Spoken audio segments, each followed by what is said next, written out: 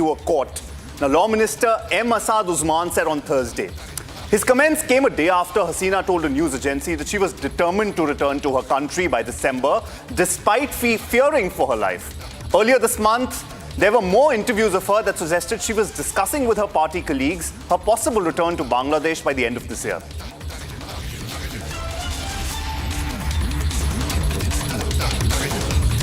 Font बढ़ा दीजिए. All right, another breaking news coming in. A 4-story building has collapsed in Thane's Bhiwandi area. 2 bodies have been recovered from the debris and at least 10 people are stranded under the debris. The municipal corporation had previously vacated this building after declaring it dangerous. According to MLA Mahesh Chogule, the collapse occurred due to ongoing repair work on the ground floor and it is feared that 6 to 11 people are trapped inside. MLA Mahesh Chogule stated that teams from the NDRF, the Fire Brigade and the TDRF are currently conducting rescue operations at the site. Now we are closely following this building collapse. Now remember, this is not the first time that we've seen a building collapse in areas like Thane. We've continuously seen incidents like this where buildings have collapsed due to wrong construction quality or due to other issues. Unfortunately, the collapse has resulted in loss of life. And as we are breaking this news for you, the teams are currently working and conducting continuous rescue operations at the site. The death.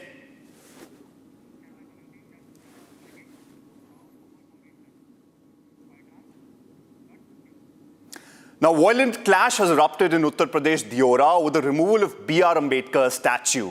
According to the administration, the statue had been installed on the government land, but the village remains under heavy security deployment, involving forces from 6 different police stations to sustain law and order. More in this report. A dispute over the removal of an Ambedkar statue triggered violent clashes in Uttar Pradesh's Deoria district.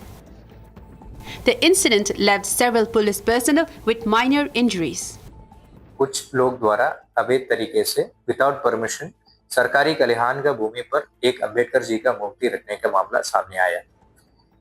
इस सूचना पर प्रशासन और police का संयुक्त team मौके पर पहुंचकर आवश्यक विधिक कार्रवाई किया जा रहा था और जो लोग रखवाया था उनके साथ संवाद बनाया जा रहा था।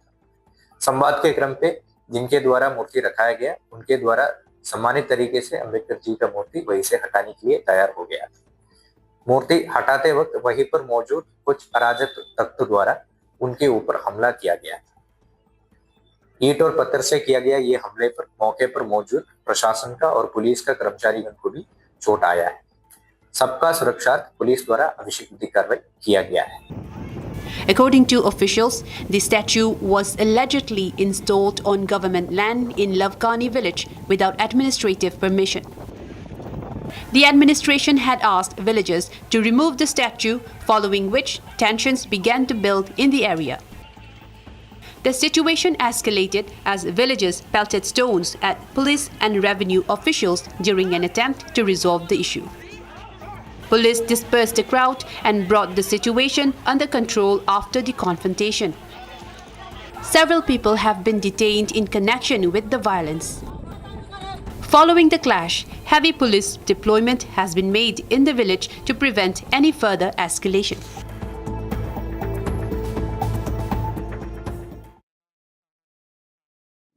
All right, let's move to our next segment, which is the business wrap.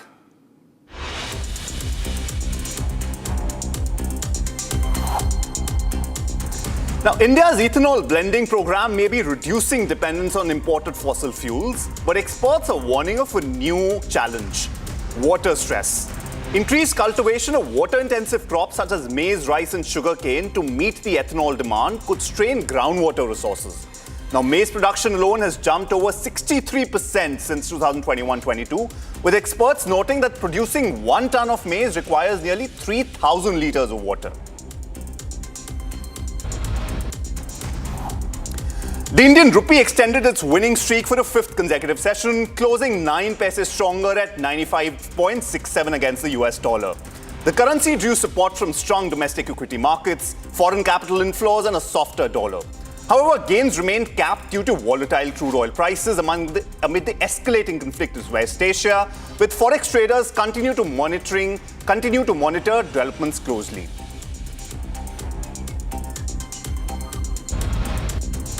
Now, more than 5 months after the launch of the PM Rahat cashless treatment scheme for road accident victims, only 62% of claims have been settled, according to government data. Of over 12,700 claims initiated, around 7,900 have been cleared, with payouts totaling just rupees 10.1 crore.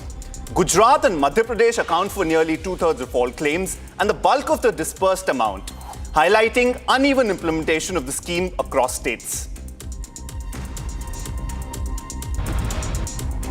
Auto stocks surged yesterday, with the Nifty Auto Index climbing nearly 1.8% after Mahindra & Mahindra posted stronger than expected first quarter earnings. The SUV maker reported a 7% rise in standalone net profit to rupees 3,685 crore, driven by robust demand for its Scorpio and Thar models. Revenue rose 2.3% despite higher vehicle prices, signaling that consumer demand has remained resilient. The rally also comes ahead of Hyundai Motor India's quarterly results.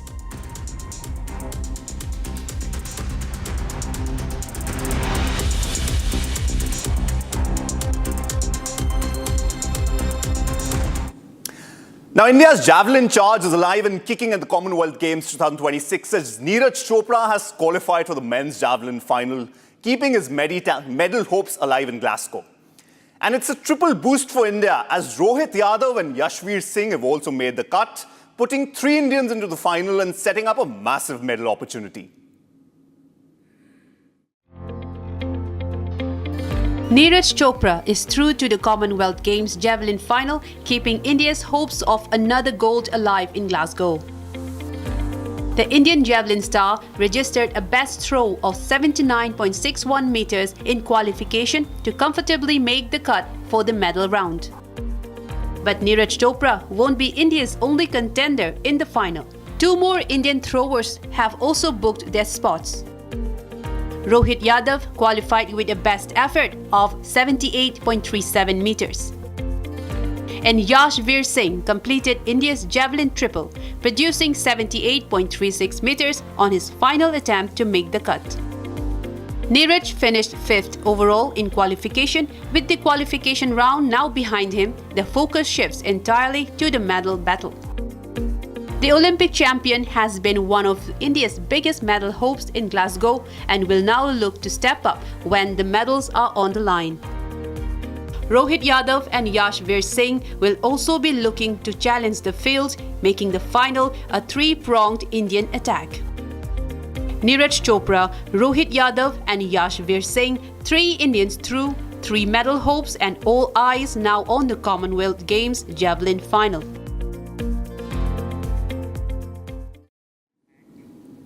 All right, let's look at events across India.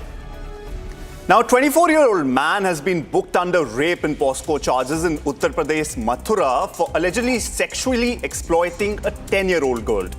The accused, identified as Haridas from West Bengal's North 24 Parganas, reportedly owned the house where the victim's family lived as tenants. Police said evidence has been collected and a case has been registered, and further investigation is underway, with authorities promising strict legal action against the accused.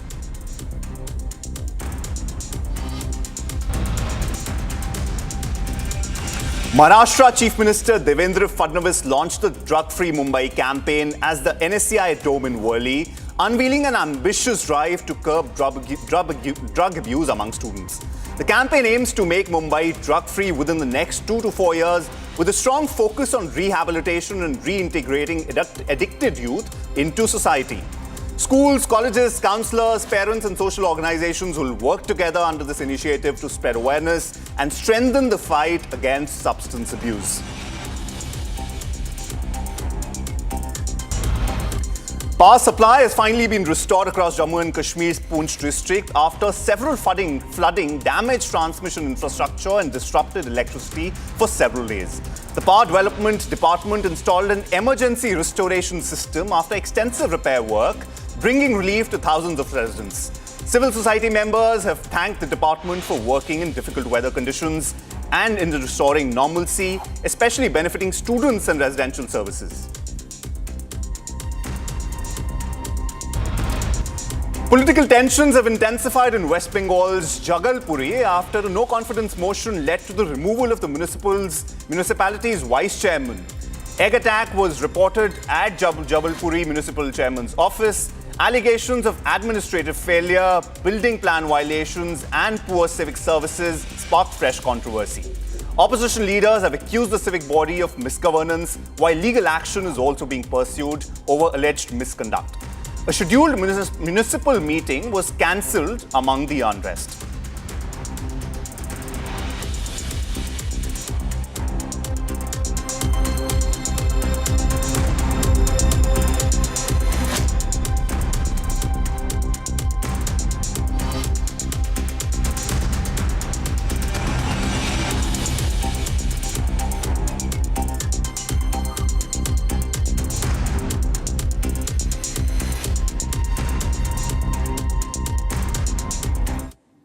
Now, a massive overnight Russian assault has hit Ukraine, with the western city of Lviv among the worst affected.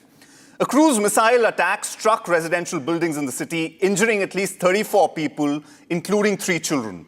Rescue teams are searching through the rubble as Ukraine says Russia launched more than 70 missiles and over 280 attack drones across at least 10 regions.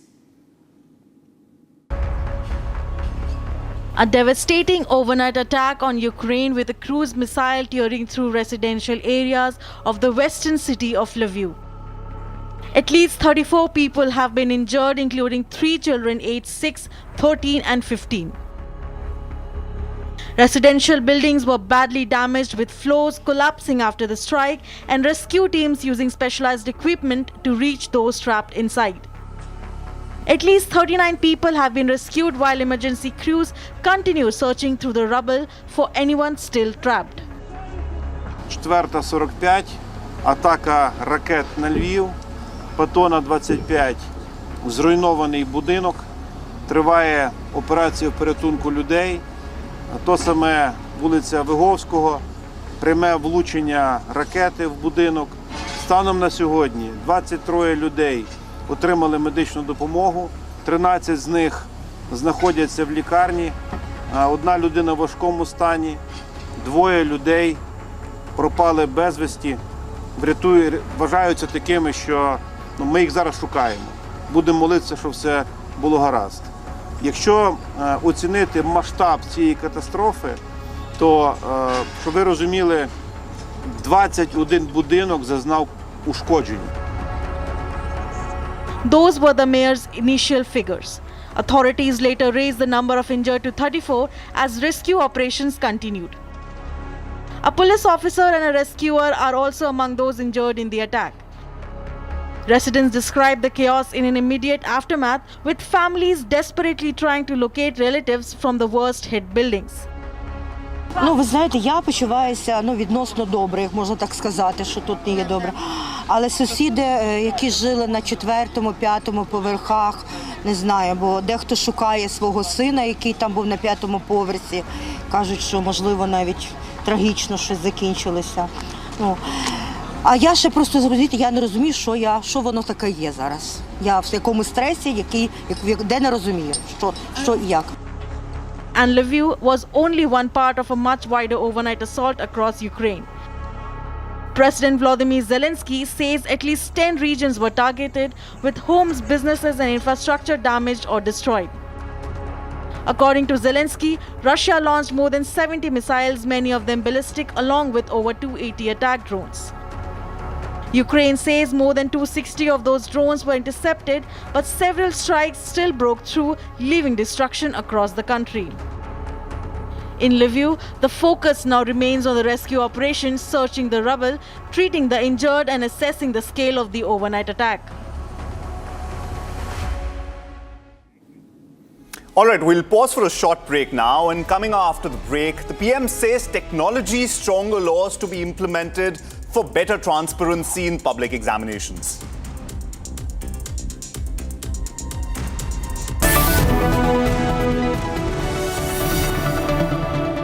प्यास बुझाए ठंडक लाए सबको भाई जीरा SIM MDH का जल जीरा जीरा सिम जीरा सिम असली रिफ्रेशिंग, असली स्वाद, असली मजा। MDH Amity has been ranked among the top universities globally for producing the most employable graduates by the Times Higher Education UK. Yet another testimony to Amity's excellent placement record. थोड़े में ज्यादा स्वाद यही तो है इसकी खास बात। वाओ मम्मा क्या स्वाद है। अरे मेरे राजा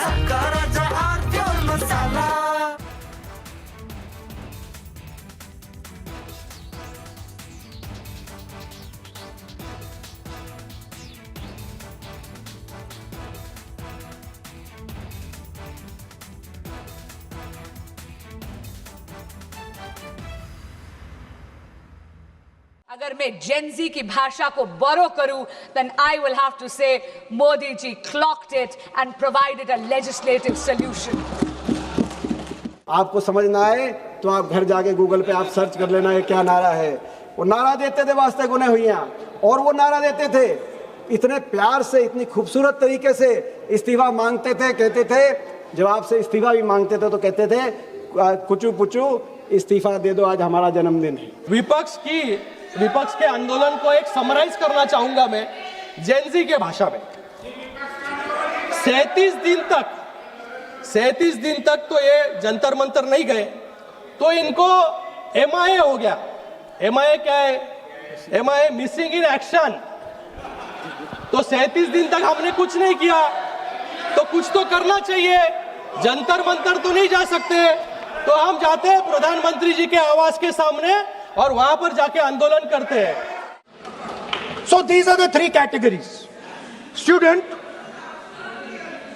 idiot, and andhbhakt who follows the idiot. Now,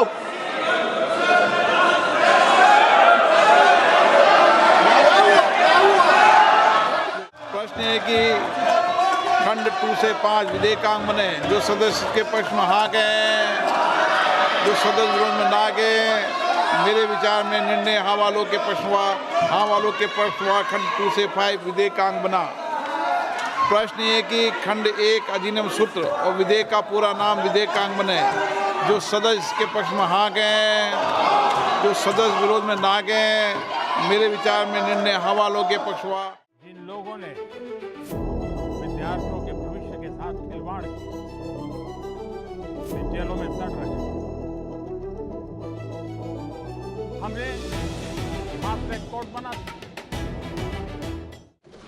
अध्यक्ष जी, जहां पर कांग्रेस शासित यूपीए ने पॉलिसी वैक्यूम करा, वहीं पर अगर मैं जेनजी की भाषा को बोरो करूं, then I will have to say Modi ji clocked it and provided a legislative solution.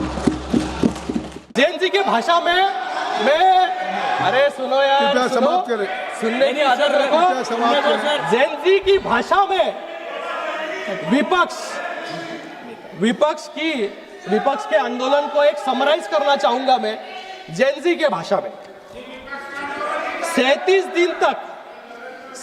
दिन तक तो ये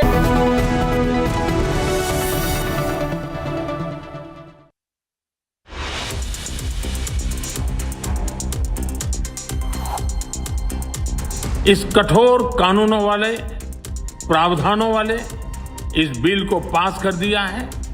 अब विश्वस्त परीक्षा पद्धति की दिशा में जाने में एक महत्वपूर्ण काम पूर्ण हुआ है।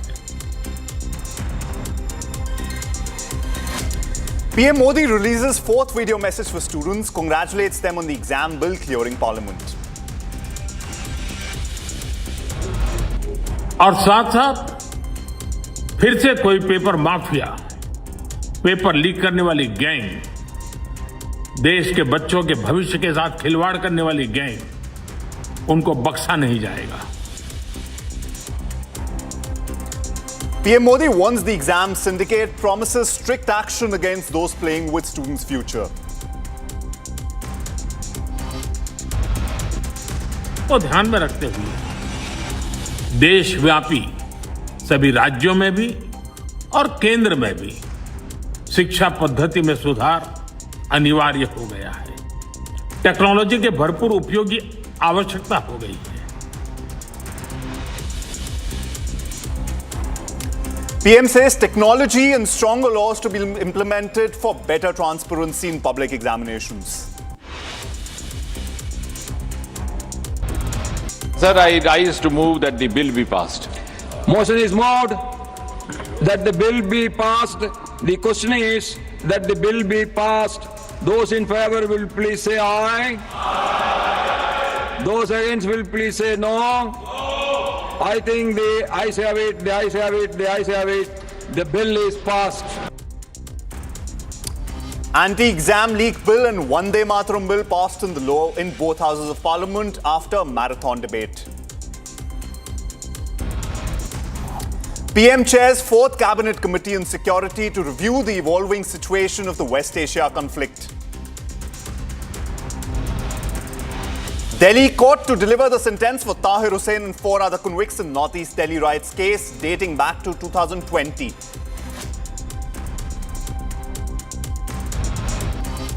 India bags 2 more medals in Commonwealth Games as Lovepreet Singh secures a silver while Seema Kalibrama claims a bronze.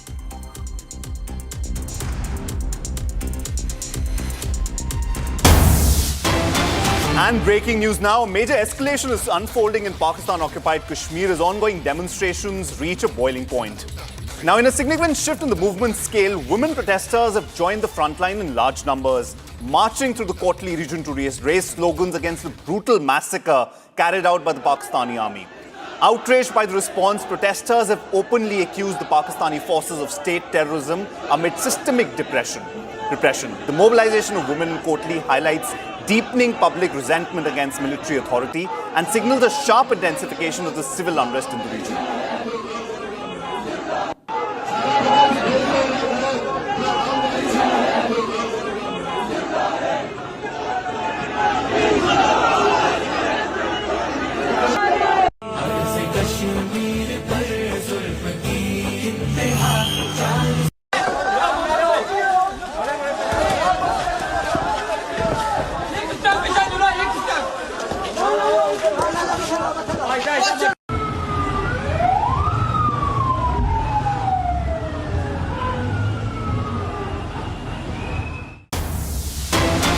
Now, clashes broke out between Pakistani security forces and local residents at Abshar Chowk in Kotli. Following the clashes, Pakistani security forces opened direct fire on the residents in the area. Now, this follows a massive uprising across Pakistan-occupied Kashmir, where peaceful, unarmed protesters who are marching to Muzaffarabad are being fired upon by the Pakistani army forces. Over 40 people have been killed by Asir Munir's forces across POK in the last 5 days as the brutal crackdown continues across the region.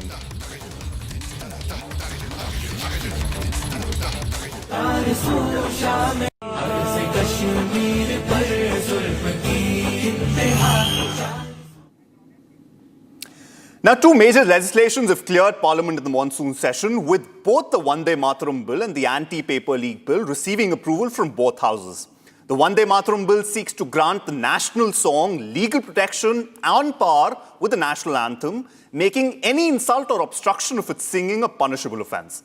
Meanwhile, the Public Examination Prevention of Unfair Means Amendment Bill introduces stricter penalties, time-bound investigations and fast-track courts to crack down on paper leaks and examination fraud. More in this report for you. 2 key bills have been cleared in the ongoing monsoon session. Vande Mataram bill and the anti-paper leak bill have been passed in both the houses of the parliament. The government asserted that the Prevention of Insults to National Honour Amendment Bill 2026 will grant status to Vande Mataram on par with the national anthem. The bill seeks to make any insult to Vande Mataram a criminal offence. Meanwhile, amid opposition walkout, Rajya Sabha also passes the Public Examinations Prevention of Unfair Means Amendment Bill 2026. The bill proposes the stricter penalties, time-bound investigations and special fast-track courts to curb cheating and paper leaks in public examinations. Both the bills were passed amid the intense sloganeering and the chaos by the opposition. critiquing the government, I have earned the right to say my next sentence with full conviction and sincerity कि जब बात students की आई, when it came to our students and the youth of India, the government heard, the government actioned and the government delivered.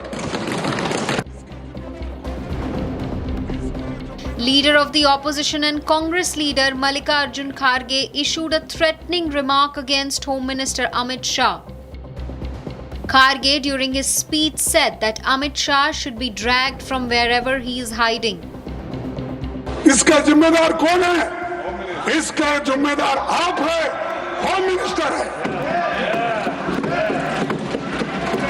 आप बंद कमरे में रह के आप सुन रहे होंगे मेरी बात, लेकिन आप बंद कमरे में रह के बहुत दिन छुप नहीं सकते। एक दिन हम बाहर खींच के लाएंगे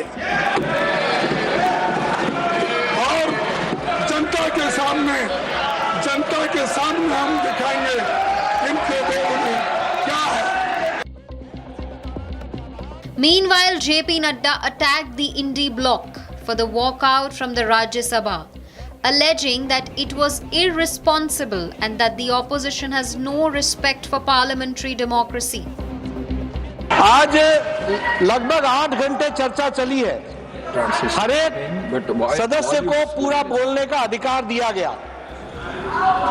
सत्ता पक्ष ने सारे विषयों को बहुत संवेदना के साथ सुना और उसके साथ साथ अभी जब मंत्री जी जवाब देने के लिए खड़े हुए तो गैर जिम्मेदाराना व्यवहार विपक्ष का रहा है जो वॉकआउट करके जा रहा है, गैर जिम्मेदाराना। और इसीलिए मैंने कहा कि इनको चर्चा में कोई दिलचस्पी नहीं है।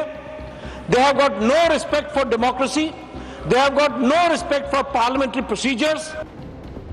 Amid constant sloganeering and disruption, the passage of the two bills marks another significant legislative milestone in the ongoing monsoon session.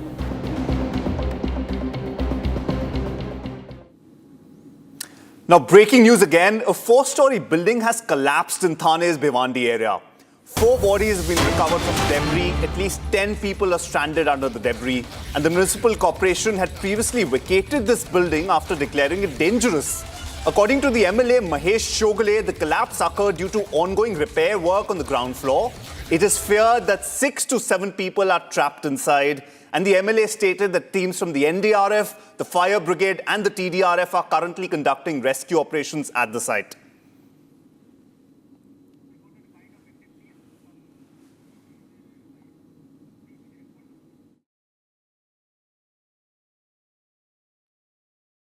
Mummy और मेरे पापा बाहर निकले और मैं उसमें फंस चुकी थी, मैं उसमें पूरी दब चुकी थी। फिर भी मैंने कोशिश किया, वहाँ की पूरी पानी, वहाँ की पूरी मट्टी मुझको पूरे दबा चुकी थी। मैं वहाँ पे मैं खो चुकी थी एक तरह से। फिर मैंने कोशिश नहीं हारा, फिर भी वहाँ से मैं निकलने की पूरी तरह से कोशिश की। मैं अपनी मम्मी अपने पापा को दोनों को आवाज लगाई, तो भी मम्मी पापा तक आवाज बिल्कुल भी नहीं गई। मम्मी पापा भी मुझे आवाज लगा रहे थे, तो भी मम्मी पापा का भी आवाज नहीं आ रहा था, ना मेरा आवाज आ रहा था। फिर भी मैंने कोशिश नहीं हारा। वहां से मैंने बहुत कोशिश की, बहुत जी जान लगाई जहां से मैं बाहर निकली, बट वहां पूरी तरीके से फंस चुकी थी। और मतलब ये वर्कर्स जो थे ये काम सही तरीके से नहीं किए, नहीं तो आज वो सही तरीके से किया होता तो आज ये हादसा नहीं होता। वो सामने मेरे भैया है, उसने बोला कि आप मेरे रूम में आ जाओ, ये बिल्डिंग कभी भी गिर सकती है, अभी टूटने वाली है। 4 लोग, 2 बेटी और एक मेरा हस्बैंड और मैं, खाली हम लोग निकल पाए बाहर बस। All right, and we have Revati joining us from Mumbai with more updates on this. Revati, what's happening on the ground? I mean, we understand that the rescue operations are underway. Do we have a concrete number in terms of how many rescued and how many still trapped under the debris? Right. So, as you rightly mentioned, that a major incident has happened in Thane's Bhiwandi area, where Kohinoor apartment, a 4-story building, has collapsed, and the repairing works was underway. Also, the Thane Municipal Corporation had declared it as the dangerous building or a dangerous site, and the repairing work of the same was underway. The building was vacated, so a major mishap was averted where residents weren't trapped. But yes, the workers which were doing the repairing works were trapped under this particular debris after it collapsed at around 11:30 a.m. The rescue operation, 11:30 p.m. The rescue operation began at 1 a.m. and still the rescue operation is underway. Komal Gupta is a victim of the same, but she somehow managed to rescue because she was standing aside the building. And the most important thing is here that now the recovered body from the site is now the count has now gone up to 4. So as of now, it is said that more people are feared stranded under the debris. So now the rescue operation is underway by the NDRF and the TDRF and the fire brigade of the Thane Municipal Corporation. So as the operation goes on, we'll get updates about the exact number of the people stranded under the debris. Over to you. All right, we'll pause for a short break now, and coming up after the break, the PM says technology, stronger laws to be leveraged for better transparency in public examinations.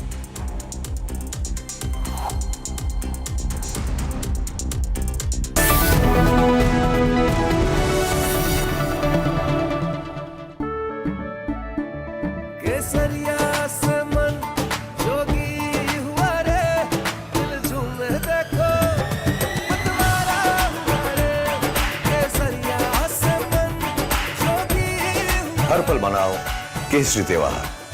विमल, बोलो जुबान Kesari.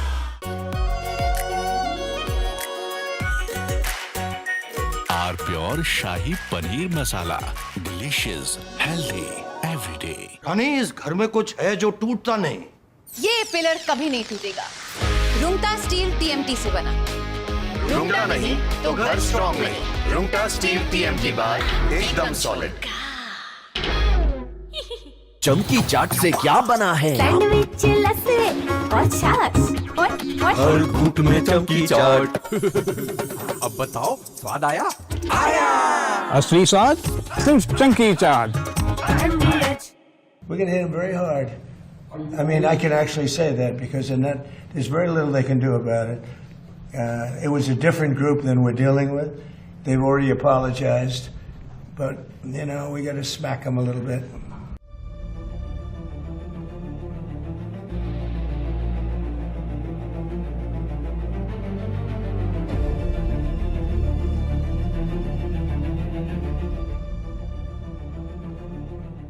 The United States has launched airstrikes on Iran hours after President Donald Trump warned Tehran of a strong military response.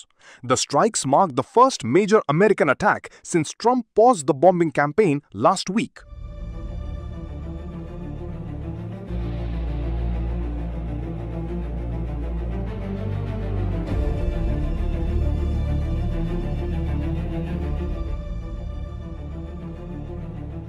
Trump had earlier vowed to hit Iran very hard after an Iranian missile attack on an American base in Jordan. Within hours, US forces launched retaliatory strikes, escalating tensions across the Middle East. We're going to hit him very hard. I mean, I can actually say that because there's very little they can do about it. It was a different group than we're dealing with. They've already apologized, but we got to smack them a little bit. Yeah, I think more so that, because it was another smaller event. But no, they sent 8,000-mile-an-hour missiles at us, and fortunately we had our people operating the greatest equipment in the world, namely the...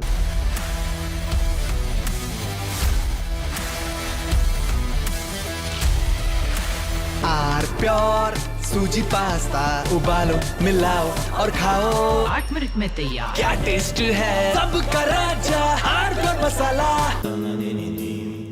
Amity has been ranked among the top universities globally for producing the most employable graduates by the Times Higher Education UK. Yet another testimony to Amity's excellent placement record. चमकी चाट से क्या बना है? आलू चाट या fruit चाट, स्वाद बनाए चमकी चाट।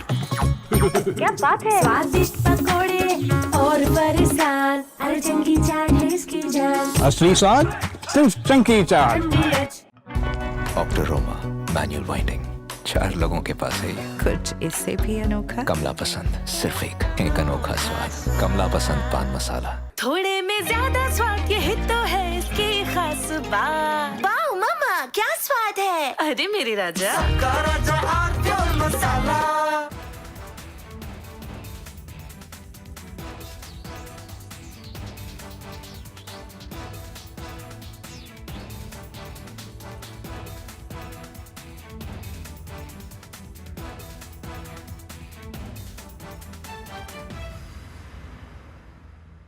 अगर मैं जेनजी की भाषा को बोरो करूं, then I will have to say Modi ji clocked it and provided a legislative solution.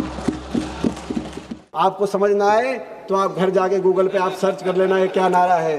वो नारा देते थे वास्ते गुने हुइयां, और वो नारा देते थे इतने प्यार से, इतनी खूबसूरत तरीके से इस्तीफा मांगते थे। कहते थे जब आपसे इस्तीफा भी मांगते थे तो कहते थे कुचू पुचू इस्तीफा दे दो, आज हमारा जन्मदिन है। विपक्ष के आंदोलन को एक समराइज करना चाहूंगा मैं जेनजी के भाषा में। 37 दिन तक तो ये जंतर मंतर नहीं गए, तो इनको MIA हो गया। MIA क्या है? MIA missing in action. तो 37 दिन तक हमने कुछ नहीं किया, तो कुछ तो करना चाहिए। जंतर मंतर तो नहीं जा सकते, तो हम जाते हैं प्रधानमंत्री जी के आवास के सामने और वहां पर जाके आंदोलन करते हैं। So these are the 3 categories. Student,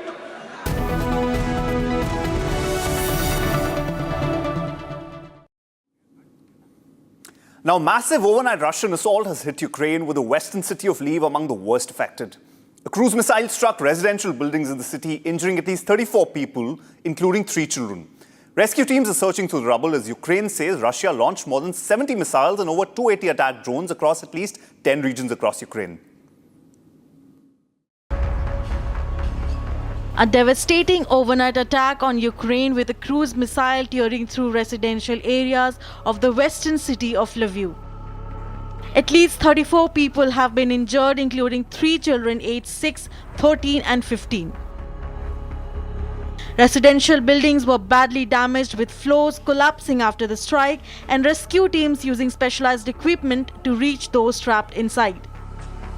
At least 39 people have been rescued while emergency crews continue searching through the rubble for anyone still trapped. 4:45, атака ракет на Львів, Патона 25, зруйнований будинок, триває операція порятунку людей.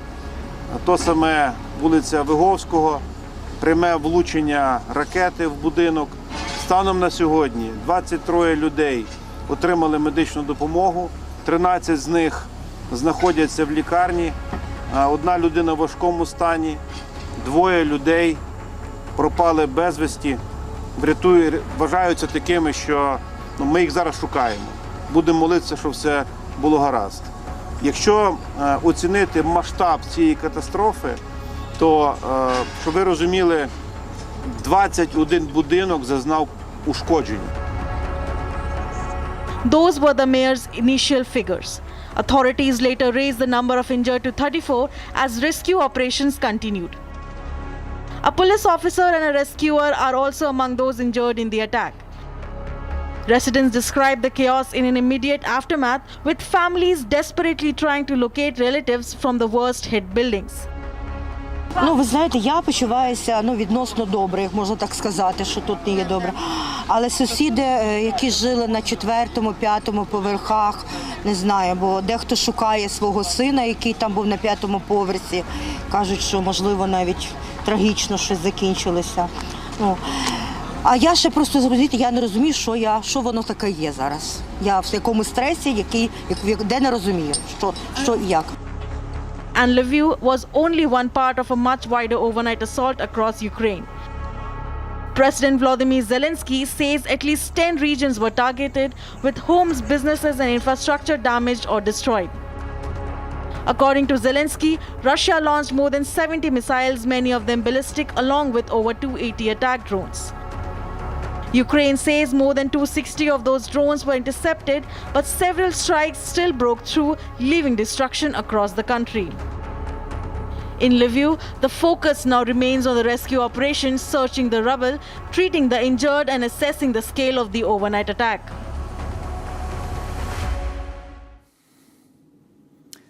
Now, Britain once lectured the world on political stability. Today, it is struggling to hold on to its own. Andy Burnham has become the United Kingdom's 7th Prime Minister in just over a decade. A staggering turnover for one of the world's oldest parliamentary democracies. From Brexit to economic shocks, scandals to party rebellions, Westminster has become a revolving door. Now, the question now is no longer who becomes the Prime Minister, but how long can they survive? Take a look. Britain has a new Prime Minister again. Andy Burnham becomes the 7th British Prime Minister since 2016. A remarkable turnover for a country that once symboled political stability at its core. Between 1945 and 2010, UK saw just 12 Prime Ministers over 65 years. The political instability began with Brexit, a referendum that not only divided Britain but also triggered a leadership crisis. Since then, almost every Prime Minister has either resigned under pressure, been forced out by their own party, or lost office after political or economic turmoil. David Cameron fell after Brexit. Theresa May failed to deliver a Brexit deal. Boris Johnson was consumed by Partygate. Additionally, Liz Truss crashed the economy in just 49 days. Rishi Sunak lost a historic election. And finally, Starmer stepped down after internal rebellion and electoral setbacks. Behind the revolving door lies a deeper crisis, a slowing economy. UK is currently facing rising cost of living, immigration pressures, overstretched public services, energy insecurity, and growing public distrust in the mainstream politics. These are structural challenges, but are they enough to explain 7 prime ministers in a decade? Or has Westminster become trapped in a cycle where leaders are replaced faster than problems can be solved? Ironically, Britain has often looked down upon the political volatility of developing democracies, including India. Yet, while London battles leadership instability, New Delhi has witnessed continuity at the highest political office for over a decade. The question confronting Britain is no longer simply who occupies 10 Downing Street, but whether any leader can survive long enough to restore public's confidence in the government. For now, Andy Burnham inherits not just the office of Prime Minister, but the daunting task of stabilizing a nation where governments change faster than the crisis they promise to fix. Now, a major turning point in France's battle against the massive Giron wildfire. After more than 220,000 people were forced from their homes, authorities have now allowed another 84,000 evacuees to return as cooler temperatures, higher humidity and light rain help firefighters contain the flames. But the danger is far from over as crews are deliberately burning sections of the forest to deprive the wildfire of fuel and protect communities along France's Atlantic coast. A battle against a monster wildfire fighters still on the front lines in southwest France after flames tore through forests west of Bordeaux. But after days of evacuations and destruction, there are finally signs that crews may be turning the tide. Authorities have allowed another 84,000 people to return to their homes across 9 evacuated areas. More than 220,000 people were forced to flee since the fire erupted last week. Nearly 2/3 have now been cleared to return. Cooler temperatures, higher humidity, and light rain are helping, but firefighters aren't taking any chances. Crews are setting controlled burns, deliberately clearing vegetation before the main fire can reach it. It's Thursday morning here in the Cap, and firefighters are setting controlled burns, and they're doing their best effort to take away fuel from the forest floor to keep the fire from attacking areas of importance. And they walk through the forest with a combustible liquid, spraying it on the forest floor to ignite small flames, stuff that they can handle.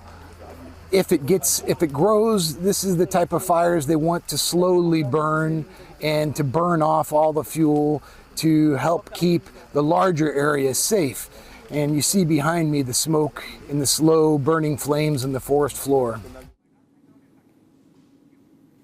All right, time for a short break, and coming up after the break, India's medal tally in the Commonwealth Games 2026 rises to 17 as Lovepreet Singh led the medal charge by winning silver in the men's 110 kg weightlifting event.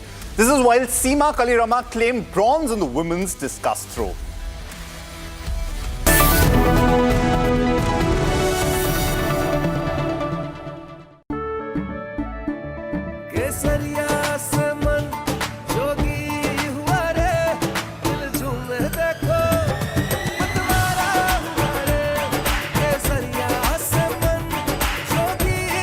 हर पल बनाओ केसरी त्योहार विमल बोलो जुबान Kesari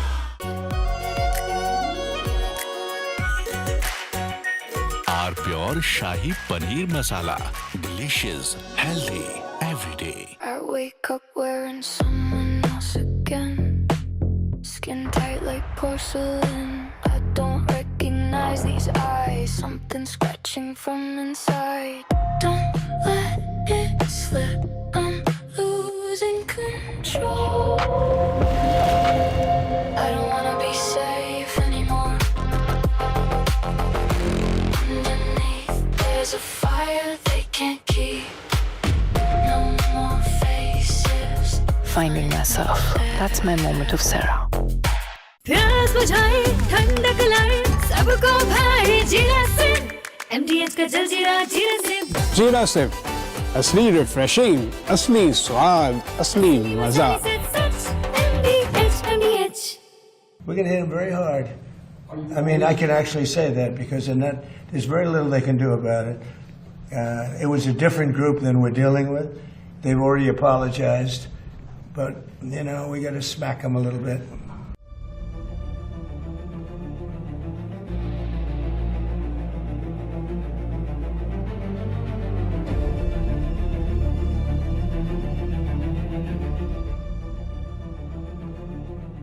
The United States has launched airstrikes on Iran hours after President Donald Trump warned Tehran of a strong military response. The strikes mark the first major American attack since Trump paused the bombing campaign last week.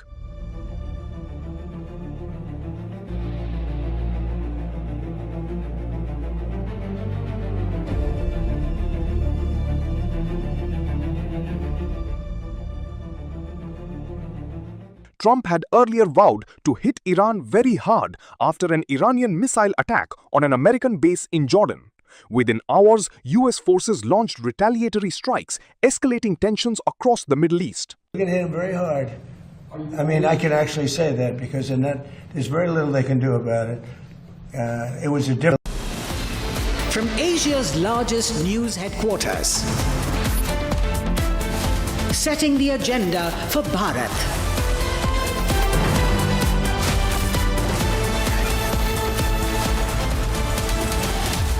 You're watching Republic.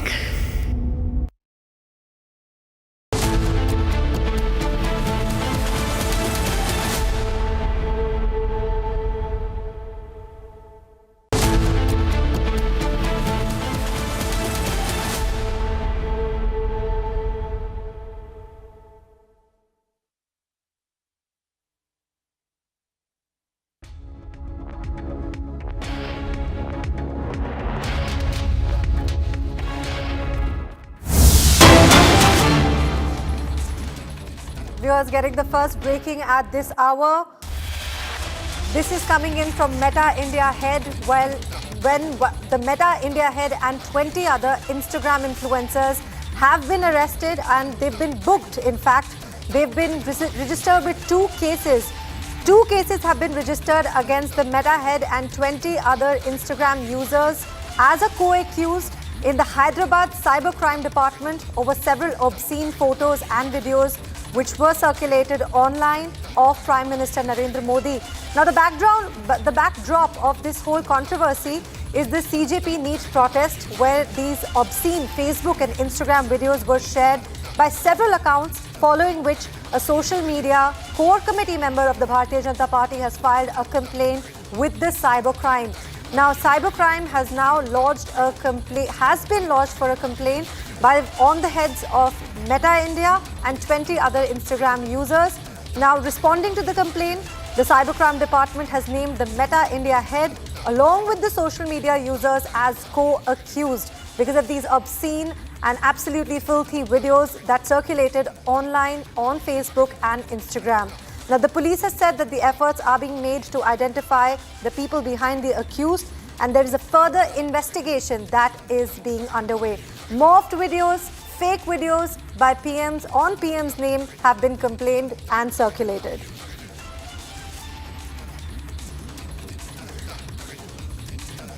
I have my colleague Aishwarya joining us right now from Hyderabad, and also Nitin, who's one of our reporters, joining us from the newsroom.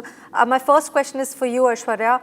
What are the details that you have for us? This is a developing story. What is it that you understand so far? Well, yesterday, one of the social media co-committee member from the Bharatiya Janata Party, on a crackdown that they were trying to do, where obscene and mock videos of Prime Minister Narendra Modi were being widely circulated after the CJP and NEET protest, of course. And that is when they have identified 20 such accounts where there were several obscene and very objectionable kind of content and that was being circulated. And they have identified these links to these particular videos, and they have forwarded to the cybercrime, and they have registered a complaint, following which the cybercrime immediately responded to their complaint and also named the 20 account holders as well as Meta India head as a co-accused in this particular case. That is what we are learning right now. And what the cybercrime police are also telling us is that they're trying to identify who the actual people behind these accounts are, because as we know, there are several social media accounts that were formed during this entire protest, where there are several videos of mockery videos such as objectionable videos that were being circulated against Prime Minister Narendra Modi especially, and they're trying to identify the exact person behind running that particular account, because there are several videos that accounts that were formed by one particular person, or even there is no identification of the account of who is running that particular account. There are several cases such like that. So they are trying to identify the particular person who is behind that account, and 20 accounts so far has been identified. Apart from that, Meta India head has also been booked as a co-accused, where he's also been mentioned in the FIR, saying that he's also responsible behind these obscene videos that were being circulated. And 2 cases have been booked by Hyderabad cybercrime so far, and more investigation is currently underway, is what the police have also confirmed to us. Right, Aishwarya, stay with us. I'm going to connect with my colleague Nitin. Nitin, what are the details that you have for us? Right, so I was able to speak to the Union Commerce Minister yesterday, Piyush Goyal. And, he also mentioned, basis whatever he told me, he's expecting appropriate, strict, stern action to be taken against Meta. Now, it's just not linked to the fake propaganda basis of, these accounts that they're trying to promote, fake morphed videos of Prime Minister Modi, but it's also linked to the restricted PM Modi's first Instagram selfie video that was posted on Meta's Facebook platform as well. So the central government is extremely serious about it, and also in the backdrop, this also comes in the backdrop of Meta being under hot soup in the state of Tennessee in America already over child mental harm, and it's also paid a big fine, a very hefty fine in New Mexico, over $375 million. So what we are expecting here is a similar case. It could possibly lead to a hefty fine paid by Meta, but more on the other hand, the Meta India head, who's been booked under this case by the Hyderabad police. I think the larger picture here is that the Meta India head is truly accountable, and they cannot come as simple as an explanation that it was an error on their part. Back to you. Right, Nitin. Thank you so much for giving us those details. In fact, it is a fact. You can't just, brush away things under a carpet and act like nothing happened. We will be continuing to track these stories. Thank you so much, Nitin and Ashwarya, for joining us and giving us these detailed insights. Shifting our focus to another breaking news, ladies and gentlemen. 2 men are being arrested for allegedly assaulting a government official on duty for conducting SIR of electoral rolls. Now, this is a big breaking news coming in from Hyderabad, where this incident has taken place around 1:30 p.m. on a Wednesday. Now, this is in Roshan Nagar in the DJ Halli police station limits. Now, there was an official and the SIR official, along with the superintendent, who were carrying out these SIR exercises when one of the 2 accused came and asked for a form. And when they were denied to give the form, then the reason they were denied because they were not currently of the same area. They had shifted and transferred to another place, and they were denied to give the SIR form. They started to beat away the SIR and the superintendent, in fact. Now, these 2 officials were assaulted, and these 2 people who created the ruckus are now being arrested. This is the breaking news coming in of the hour. I have my colleague Abhishek joining us live from Bengaluru right now. Abhishek, now clearly these were 2 miscreants who were trying to create some kind of chaos, and one of them actually raised a hand on an official who was on duty. What are the details that you have for us? Well, it was Fakirappa who works with the Slum Development Board who was transporter who was taking up the job of special intensive revision in Roshan Nagar of DJ Halli police station limits when Yarab and Dastagir and 2 more persons who were present at that particular spot wanted to collect an SIR form from Fakirappa. And after getting to know that a person among them had shifted his residence, Fakirappa had mentioned the fact that the form will not be able to hand it over at this point of time because of the change in the address, and a new form will be delivered to the person or handed over to the person in the new area where he has shifted. And after listening to this, 2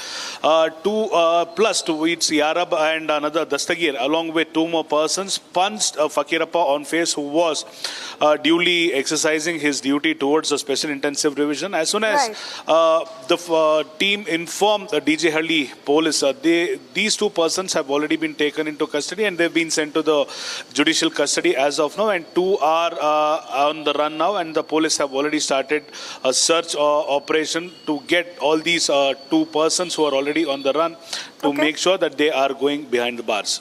Right. Thank you so much, Abhishek, for giving us those details that they are currently on the run and they have not been arrested so far. But thank you, and please continue tracking this story for us. Shifting our focus to another story, which is a breaking news, and it's coming from Thane in Maharashtra. This is the Bhavandi area where a 4-story building has collapsed, and this 4-story building was actually under renovation when it collapsed. Now, what we're getting to know so far is that approximately 6 to 7 people are currently stranded and under debris, while this was the building which was undergoing repair works suddenly collapsed in the middle of the night. And the municipal corporation has previously asked the people to vacate the building because it was declared as dangerous for inhabitation.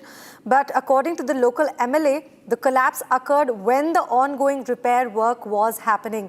So while the repair work was on, the building collapsed, and currently what we know is approximately 6 to 7 people are currently stuck under the debris. 1 person has been reported dead. Let's listen into what the people or the survivors from the site have to say on this. Mummy और मेरे पापा बाहर निकले और मैं उसमें फंस चुकी थी, मैं उसमें पूरी दब चुकी थी। फिर भी मैंने कोशिश किया, वहाँ की पूरी पानी, वहाँ की पूरी मिट्टी मुझको पूरे दबा चुकी थी। मैं वहाँ पे खो चुकी थी एक तरह से। फिर मैंने कोशिश नहीं हारा, फिर भी वहाँ से मैं निकलने की पूरी तरह से कोशिश की। मैं अपनी मम्मी अपने पापा को दोनों को आवाज लगाई, तो भी मम्मी पापा तक आवाज बिल्कुल भी नहीं गई। मम्मी पापा भी मुझे आवाज लगा रहे थे, तो भी मम्मी पापा का भी आवाज नहीं आ रहा था, ना मेरा आवाज आ रहा था। फिर भी मैंने कोशिश नहीं हारा। वहां से मैंने बहुत कोशिश की, बहुत जी जान लगाई जहां से मैं बाहर निकली, बट वहां पूरी तरीके से फंस चुकी थी। और मतलब ये वर्कर्स जो थे ये काम सही तरीके से नहीं किए, नहीं तो आज वो सही तरीके से किया होता तो आज ये हादसा नहीं होता। वो सामने मेरे भैया है, उसने बोला कि आप मेरे रूम में आ जाओ, ये बिल्डिंग कभी भी गिर सकती है, अभी टूटने वाली है। 4 लोग, 2 बेटी और एक मेरा हस्बैंड और मैं, खाली हम लोग निकल पाए बाहर बस। Well, these were survivors who tried to make it out from the collapsed building. But shifting our focus to another breaking news, this is coming in from the Pakistani-occupied Kashmir, where major escalation is already unfolding as the ongoing demonstrations have reached a boiling point. Now, this is breaking news coming in from Kotli, Pakistan-occupied Kashmir, where demonstrations have definitely reached a boiling point. Now, the significant shift in the movement scale. Women protesters have also joined the front line in the large numbers. So there's a long march that's going on from Rawalakot to Muzaffarabad, and now the women protesters have also taken on the front foot. They're marching through the Kotli region, raising slogans against the brutal massacre carried out by the Pakistani army.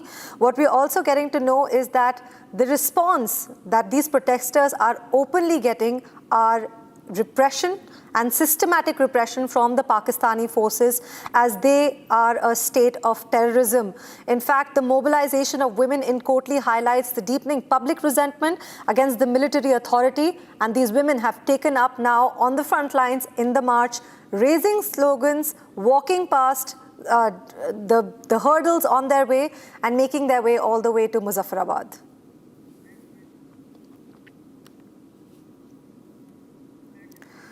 All right, viewers, these are visuals of women who have now taken on the front lines in the Muzaffarabad Chalo Long March.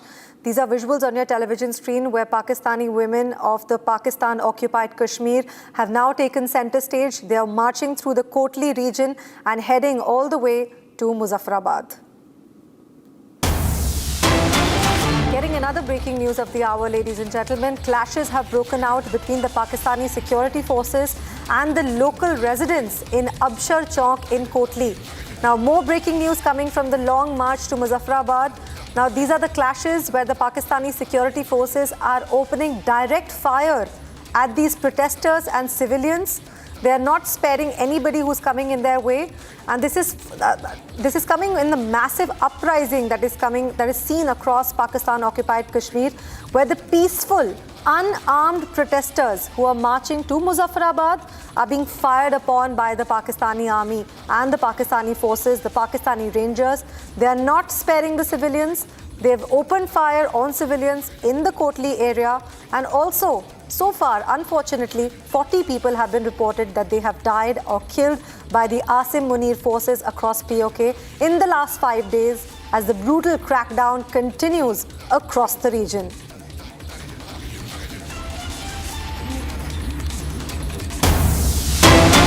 Viewers, more breaking news from the long Muzaffarabad Chalo March, where the Pakistani protester of the JAAC, Sardar Aman Khan, has rejected claims that the protesters are armed. So on one side, where the Asim Munir forces, Pakistani forces are claiming that these protesters are carrying arms and ammunitions with them, it is the Sardar Aman Khan from the JAAC who is rejecting the claims that the protesters are armed. He's also stating that the armed individuals on the building actually belong to the Pakistani forces and not the protesters. Now, he's challenged the authorities to allow international media to access Rawalakot so the world can actually see the truth. As you know, viewers, that there has been an internet ban. There is no media access. They are not allowed to go and be a part of, the media is not, the international media or any media is being allowed to go and be a part of this protest. So clearly, this is a one-sided communication coming from the Asim Munir forces, claiming that Sardar Aman Khan and all of the others from the JAC are actually carrying arms and ammunitions. Let's listen in.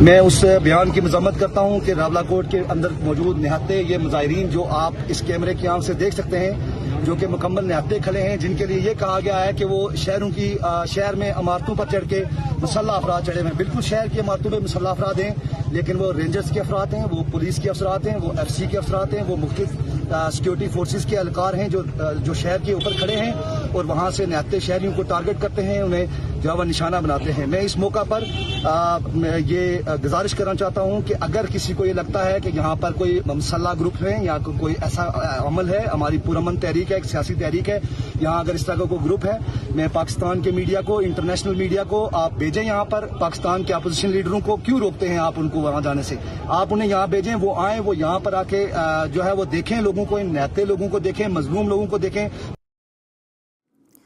I have my colleague Goswami joining us from Jammu right now. Goswami, the protesters are facing internet blockade. They have been getting accusations of carrying arms and ammunitions. What are the current updates that you have for us, Goswami? See, it's the day 5 of the long march that has begun from the Drake ground in Rawalakot towards Muzaffarabad. And we have seen the hurdles that have been created by the Pakistani forces, be it firing at the civilians, firing at their convoys, taking the shelter in the civilian houses so that the collateral damage is also civilians, and also digging trenches in the roads that are leading to Muzaffarabad. But after having failed from every front, they are now trying to target the women. They are opening the fire. Though yesterday it was a peaceful day that turned out because the long march did not move further from the D Chowk in Rawalakot. Today it is expected that at around noon the long march will resume and will head towards Muzaffarabad. This comes at a time when we are 3 days to the elections that are slated to take place in Muzaffarabad. So it is very likely that the Pakistani forces will use every possible means to stop these protesters from entering Muzaffarabad, because they don't want that the protesters reach Muzaffarabad, and Muzaffarabad faces a situation like we have seen in the Rawalakot, like we have seen in the Bhimbar, like we have seen in the Kotli, where on the request or on the appeal of these protesters of Joint Awami Action Committee, people of POJK decided not to take part in the election, and the election turnout was meager. It was not that what Pakistan expected, that they will show the entire global community that see all is well and the people are participating in the election. So that plan of Pakistan has fallen flat, and that is what they anticipate to happen if the protesters enter the Rawalakot, they enter the Muzaffarabad, where the elections of the second phase are slated to take place day after tomorrow. Sorry. Right. Gursimran, stay with us. We have another breaking news, which is an addition to what you are mentioning. In fact, the Pakistani army in the Pakistani occupied Jammu and Kashmir has violated the sanctity of homes. Now, these Pakistani army men are forcing their way into the residences and targeting Kashmiri women. We are going to give you fresh visuals coming in from the region, but the Pakistani forces are making their way into the homes and targeting women. So basically, the sanctity of the homes and the women is completely been now evaded and has been hit, as the Kashmiri women are actually trying their best to kind of get in and be a part on the front lines, working towards the long march towards Muzaffarabad. Gursimran, this is even more shocking. Now the women are also targeted. These Pakistani rangers are exactly getting inside the homes of these women. That is what actually is happening on the ground. Reason being that they are frustrated. First, it was decided by the Joint Awami Action Committee that the men will move forward and the women and the children, they will stay behind along with the elders. But now what Pakistan is doing, that those women, those who are still at their places, since the men has moved forward, they are now trying to barge to their homes. They are vandalizing their houses, trying to destroy the CCTVs. They are trying to beat the women. Every atrocities that you can name, Pakistan is committing them on the people of Pakistan occupied Jammu and Kashmir. And the obvious reason is the Pakistani control that they are losing over the situation. Because yesterday we have heard the Pakistani Interior Minister Mohsin Naqvi, who is one of the close confidants of General Asim Munir also, he said that we have a system that has completely collapsed. So that is the reality that he has spilled out, and the reality of the Pakistani state is that Pakistan is now going to split into parts. That is not what we have said, but the Pakistani politician Maulana Fazlur Rahman said a couple of days ago, in which he said that the situation that used to be in Baluchistan has become the situation in Khyber Pakhtunkhwa and also in Pakistan occupied Jammu and Kashmir. Right, Gursimran, thank you so much, and please continue tracking this piece of information. If there are any other suggestions or updates that you have for us, do share that with us. But right now on your television screen are plumes of smoke, fire has been set, and all of these have been set by the other side. When I say the other side, I mean the Pakistani Rangers, who have not just been creating obstructions in the long Awami march by the JAAC towards Muzaffarabad, but also they are claiming that the protesters are carrying arms and ammunition, which are, when we speak to the JAAC side, they are claiming that it's not them, it is actually the Pakistani Rangers. But with no media intervention, with no international media presence in the whole situation, it is hard to say what the truth is. But for what we know is that now people are being shot right into their skull. 40 people have been killed, more than 200 people have been injured. We're showing you constantly the way this whole scenario, or rather massacre, is being unfolded. For what we know so far, it's the women also that are also being obstructed. They are targeting Kashmiri women. The Pakistani Rangers and soldiers are forcing their way inside the residences of Kashmiri women, and these are fresh visuals that are coming on, playing on your television screen right now. Disturbing, of course, very, very disturbing.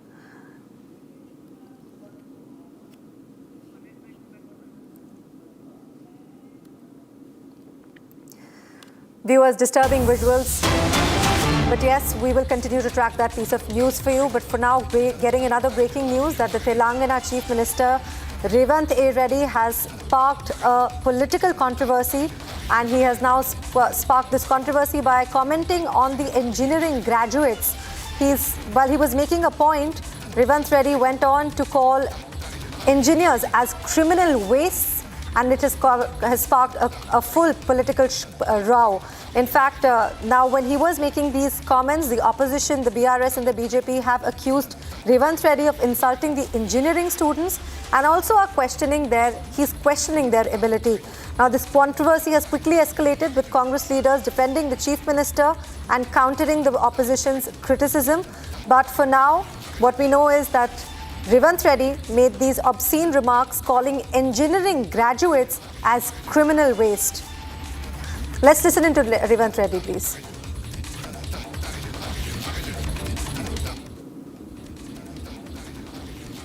సంవత్సరానికి 1,10,000 మంది engineering graduate certificate తీసుకొని వస్తారు. మీరు ఆ పిల్లలకి application ఇచ్చి వాని ఉద్యోగం కోసం అప్లికేషన్ ఫిలప్ చేయమని నేను కాదు, మీరు టీచర్లకు మీకే చెప్తున్నారు. మీరు వాళ్ళని పిలిచి ఇంజనీరింగ్ సర్టిఫికేట్ తీసుకొని వచ్చి మీరు చదువు చెప్తున్న ఊరిలో ఉన్న పిల్లలు పిలిపించి ప్లెయిన్ పేపర్ ఇచ్చి ఒక జాబ్ కోసం అప్లికేషన్ ఫిలప్ చేయమని. ఇది క్రిమినల్ వేస్ట్. వాడు ఇంజనీరింగ్ చదువుకున్న చిన్న జాబ్ కోడు, స్కిల్స్ నేర్చుకోడు. తల్లిదండ్రులు మా పిల్లోడు ఇంజనీరింగ్ అయింది ఉద్యోగం అంటారు, నా దగ్గరకు వస్తుంటారు కాన్స్టిట్యున్సీ నుంచో బంధువులు, మా వాడు ఇంజనీరింగ్ చదివింది, పెద్ద పెద్ద చదువు చదివింది సార్ అంటారు. పేరెంట్స్కి తెలియదు కదా. All right, viewers, we're heading into a short commercial break. There's a world of news waiting for you on the other side. Coming up after a short television break is Indian medal tally in the Commonwealth Games 2026. Rising to 17, Lovepreet Singh led the medal charge by winning silver in the men's 110 kg weightlifting event, while Seema claimed the bronze in women's discus throw. All of this after a short break.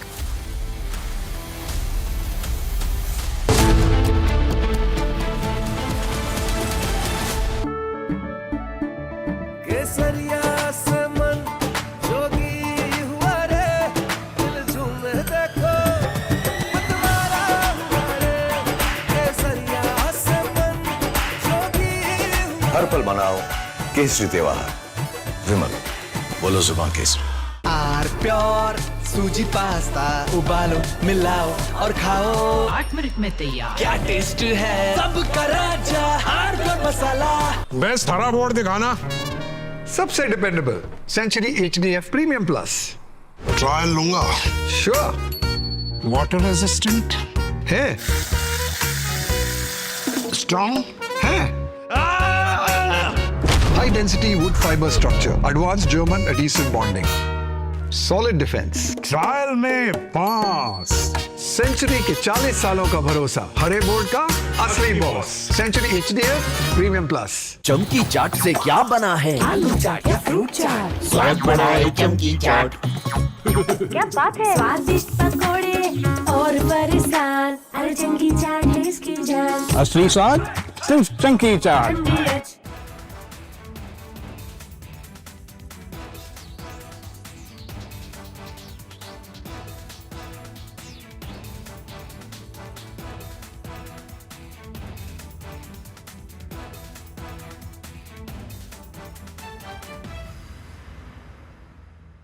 अगर मैं Gen Z की भाषा को बोरो करूं, then I will have to say Modi ji clocked it and provided a legislative solution.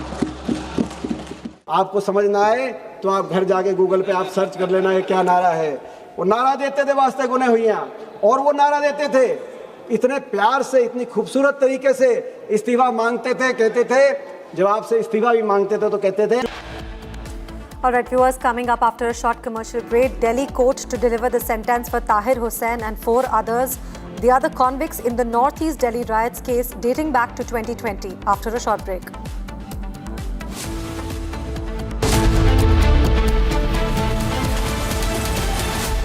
थोड़े में ज्यादा स्वाद, यही तो है इसकी खास बात। वाओ मम्मा, क्या स्वाद है? अरे मेरे राजा,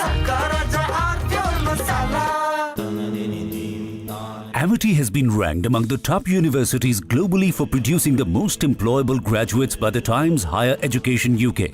Yet another testimony to Amity's excellent placement record. प्यास बुझाए, ठंडक लाए, सबको भाई जीरा से। MDH का जल जीरा, जीरा से। जीरा से असली रिफ्रेशिंग, असली स्वाद, असली मजा। MDH. I wake up wearing someone else again. Skin tight like porcelain. I don't recognize these eyes. Something scratching from inside. Don't let it slip. I'm losing control. I don't wanna be safe anymore. Underneath there's a fire they can't keep. No more faces. Finding myself. That's my moment of Sarah.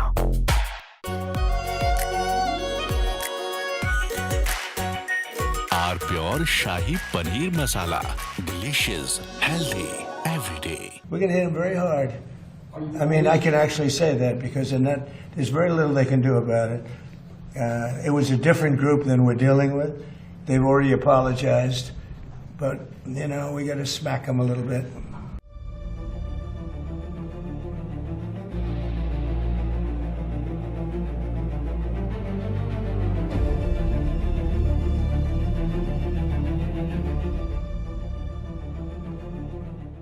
The United States has launched airstrikes on Iran hours after President Donald Trump warned Tehran of a strong military response. The strikes mark the first major American attack since Trump paused the bombing campaign last week.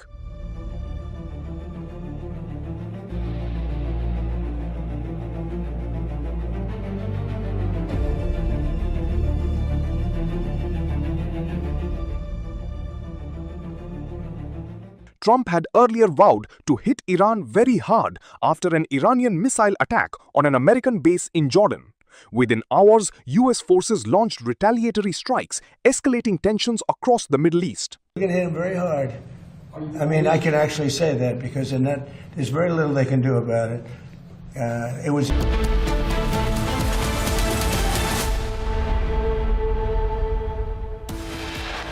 Headlines brought to you by Canara Bank.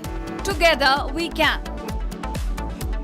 इस कठोर कानूनों वाले, प्रावधानों वाले इस bill को पास कर दिया है।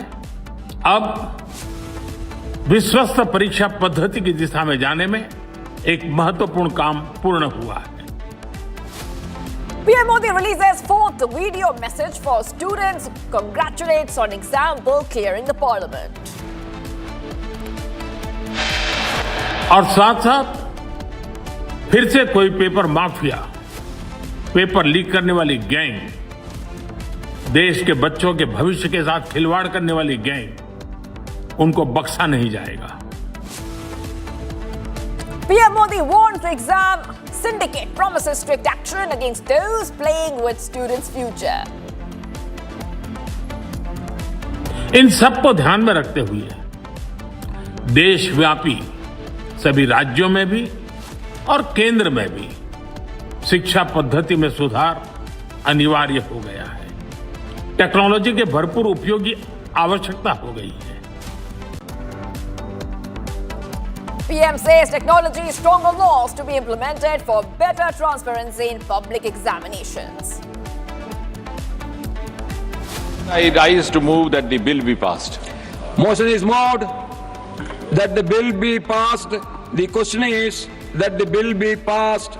Those in favor will please say aye. Aye. Those against will please say no. No. I think the ayes have it, the ayes have it, the ayes have it. The bill is passed. Anti-exam leak bill and Vande Mataram bill passed in both houses of parliament after marathon debate. PM chairs 4th Cabinet Committee on Security to review the evolving situation of West Bengal of the West Asia conflict. Delhi court to deliver the sentence for Tahir Hussain and 4 other convicts in Northeast Delhi riots case dating back to 2020. And India backs 2 more medals in Commonwealth. Lovepreet Singh secures a silver while Seema claims a bronze.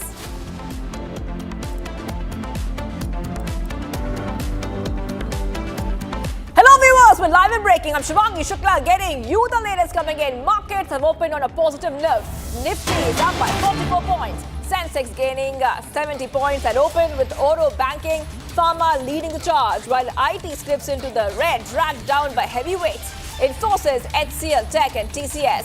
But the big story this morning is coming from Asia and it's all about technology viewers. South Korea's markets are surging over 13%, an extraordinary rally led by chip giants like Samsung. If we have Rishita, my colleague from our Republic business team, let's go straight across to Rishita. Rishita, very good morning to you, and our viewers who are watching right now would like to know what is happening in the markets. It looks like the Indian markets are opening in green today. A very good morning to you as well and to the viewers. So the Indian stock market have opened in green today. Nifty was at a level of 24,360, 44 points from yesterday's close, while Sensex was at 77,998, up by 70 points. Now this has been because of the incredible rally by some of the sectors, the broader sectors in general, auto, banking and pharma. Nifty IT has however opened in red, particularly because of the players like Infosys, HCL Tech, which had been down by 3% right at the opening. In terms of stocks, Bajaj Finance, Mahindra and Mahindra have opened in green. And the bigger news, however, comes from the US markets and from the Asian markets because of the tech stock rally. Microsoft shares had jumped 15% on Thursday because of its incredible earnings. So Microsoft has made history as it has added nearly $500 billion to its value with a very promising looking earning report. Nasdaq futures had gained 0.5%. Nikkei has also jumped by 3%.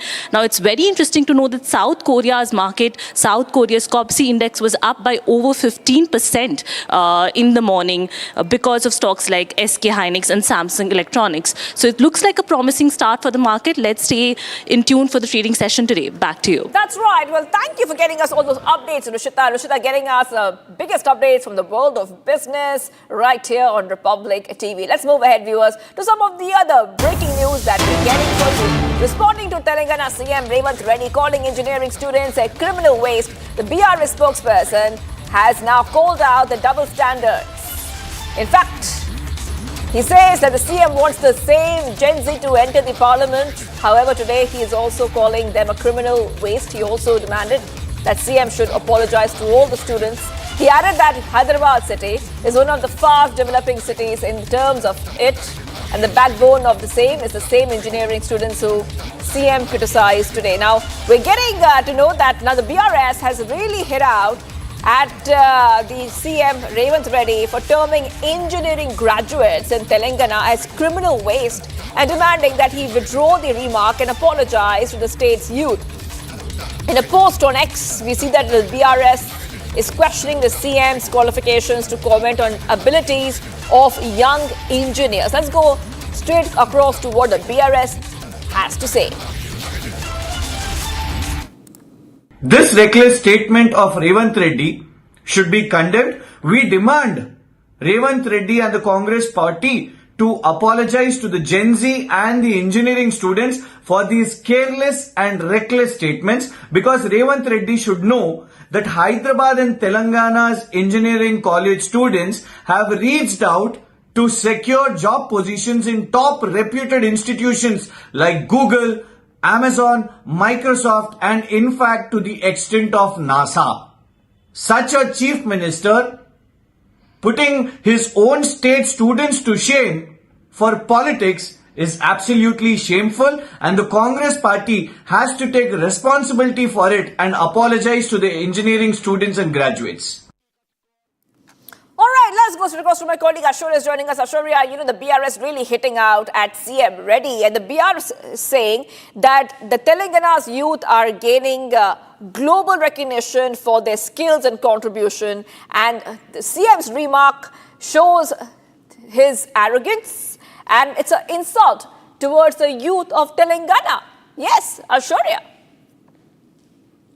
Well, CM Revant Reddy did spark a row and in fact criticized the students, which did not go well, both with the opposition as well as the students, because just a few days ago we could see CM Revant Reddy had actually held a march as a victory for the CJP protest, and even appreciated the Gen Z or the youth. And he said that if the youth had decided something, they could change, and they are the future of the country of India, and that is the reason he also advocated for the age eligibility criteria to be reduced to 21 years for the MLA and MP, so that they can address their own issues, and that he even appreciated and said that the students are very intelligent these days, and they are ready to take up their own issues, and they are even ready to enter parliament. But on the other hand, just 2 days after that, he on speaking at an event said that the engineering students, especially from Telangana, who are graduating, almost 1.5 lakh students graduate every day,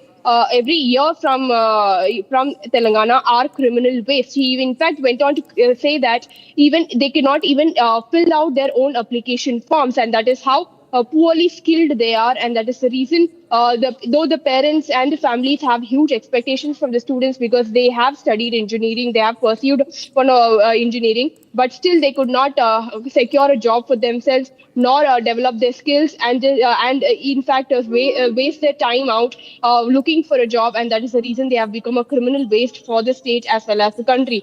This particular statement shows hypocrisy, is what the opposition is also claiming, because on one hand, when you're appreciating the same youth, on the other hand, you're criticizing them and calling them and terming them criminal waste is not something that is expected from a CM, and especially towards a youth who is graduating engineering. And he also went on to say that the employment generation and even addressing the unemployment issues, and in a city such as Hyderabad, which has evidently a growing IT sector, is something shows a lack of policy from the state government, and should not be blamed upon the students for not able to secure a job in the IT sector of Hyderabad.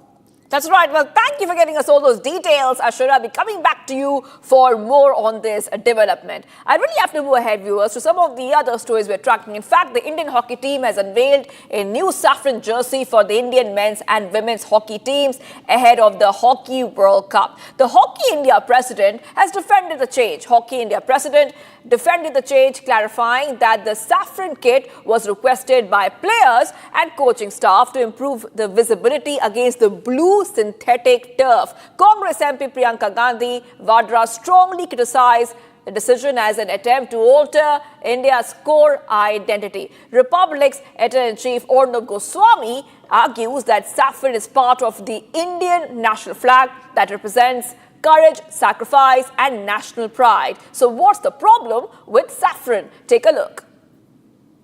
Now, things must always change. Everything changes. Nothing is permanent. And it's beautiful that the Indian hockey team changed its color from blue to saffron. It's fantastic.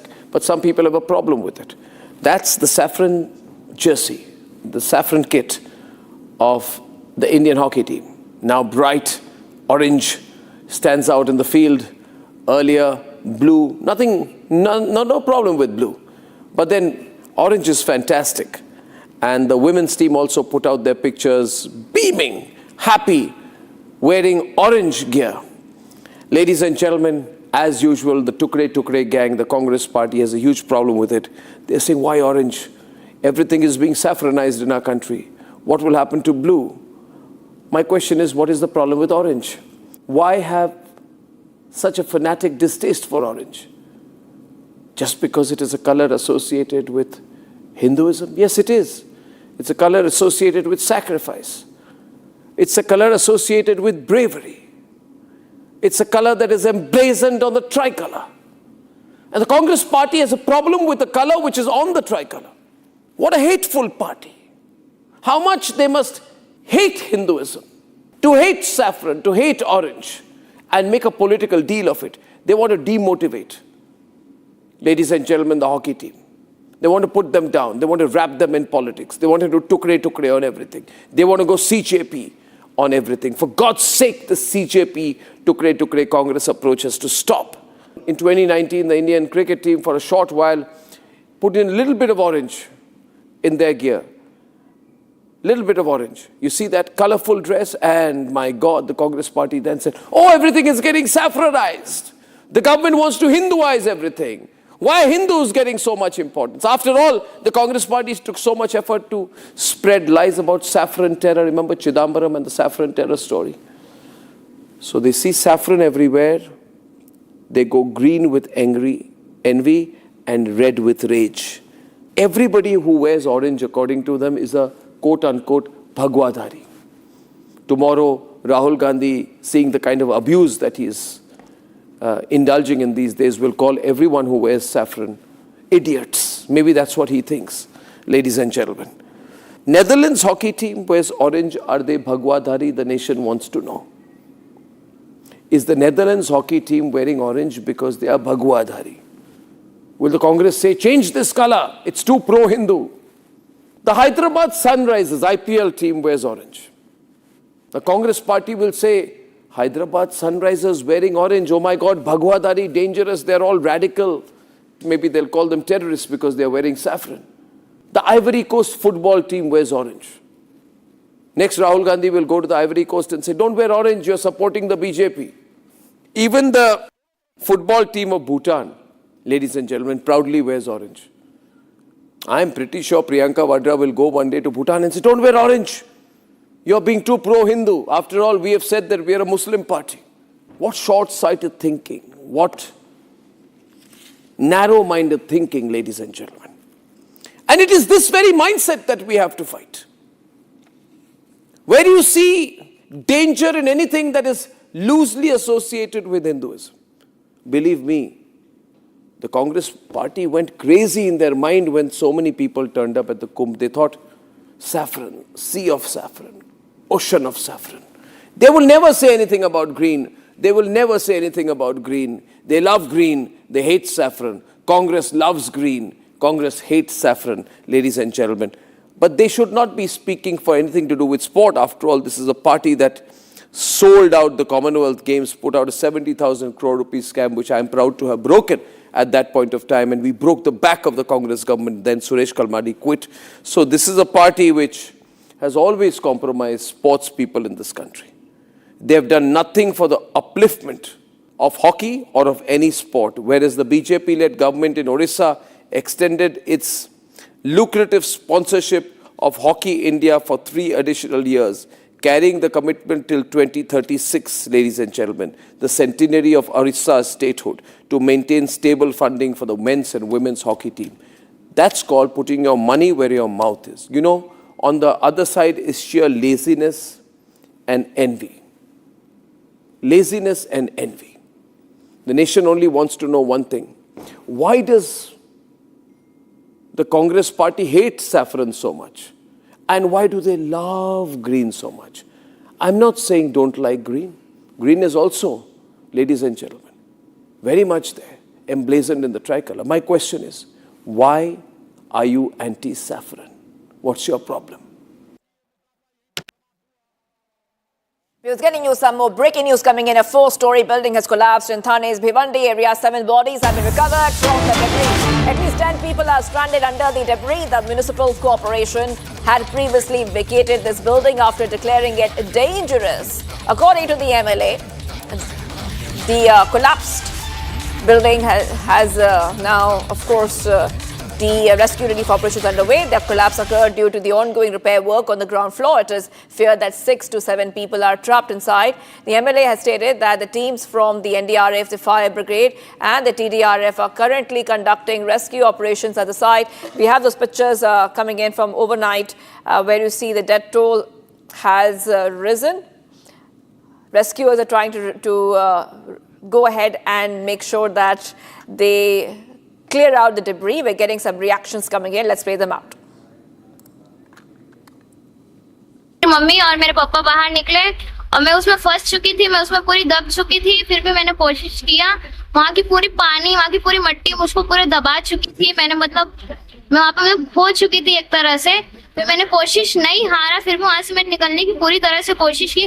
मैं अपनी mummy अपने पापा को दोनों को आवाज लगाई, तो भी मम्मी पापा तक आवाज बिल्कुल भी नहीं गई। मम्मी पापा भी मुझे आवाज लगा रहे थे, तो भी मम्मी पापा का भी आवाज नहीं आ रहा था, ना मेरा आवाज आ रहा था। फिर भी मैंने कोशिश नहीं हारा। वहां से मैंने बहुत कोशिश की, बहुत जी जान लगाई जहाँ से मैं बाहर निकली, बट वहाँ पूरी तरीके से फंस चुकी थी। और मतलब ये वर्कर्स जो थे ये काम सही तरीके से नहीं किए, नहीं तो आज वो सही तरीके से किया होता तो आज ये हादसा नहीं होता। वो सामने मेरे भैया है, उसने बोला कि आप मेरे रूम में आ जाओ, ये बिल्डिंग कभी भी गिर सकती है, अभी टूटने वाली है। 4 लोग, 2 बेटी और एक मेरा हस्बैंड और मैं, खाली हम लोग निकल पाए बाहर बस। Okay, let's go to Revati, my colleague joining us. Revati, a very unfortunate incident which we are getting for our viewers. This is from Bhiwandi, and 7 people have lost their lives. But many people are still trapped under the debris. So the focus right now of the rescue and relief operation is to make sure that these trapped people are rescued in time. Yes, Revati.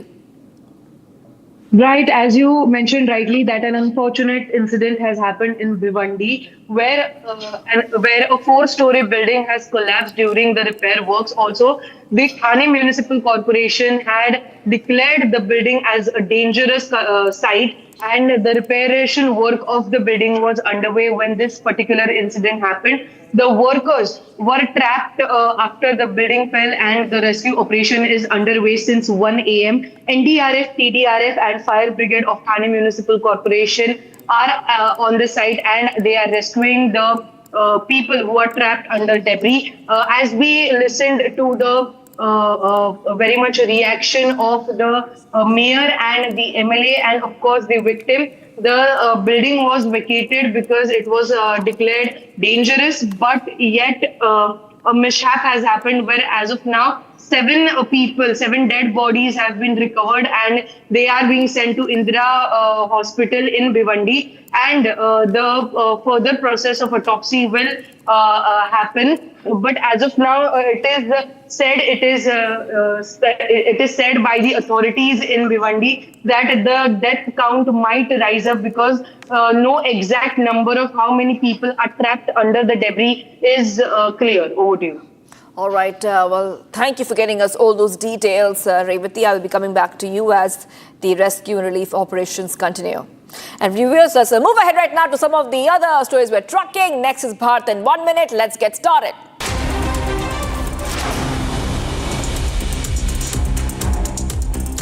Heavy rainfall across Uttarakhand caused a surge in the water level of the Alaknanda River in Rudraprayag. The Solan River is flowing with strong currents, prompting authorities to closely monitor the situation and advise residents and pilgrims to stay away from the river banks as a precaution. Rescue operations are underway in Maharashtra's Bhiwandi after a 4-story building partially collapsed. Emergency teams, including disaster response personnel, are carrying out extensive search and rescue efforts at the site, clearing debris and looking for anyone who may be trapped, while authorities continue to assess the cause of the collapse. The flood situation has worsened in several parts of Odisha following heavy rains, with waterlogging affecting low-lying areas and disrupting normal life. Rescue operations are underway as local authorities and emergency response teams work to evacuate stranded residents and provide relief in the affected areas.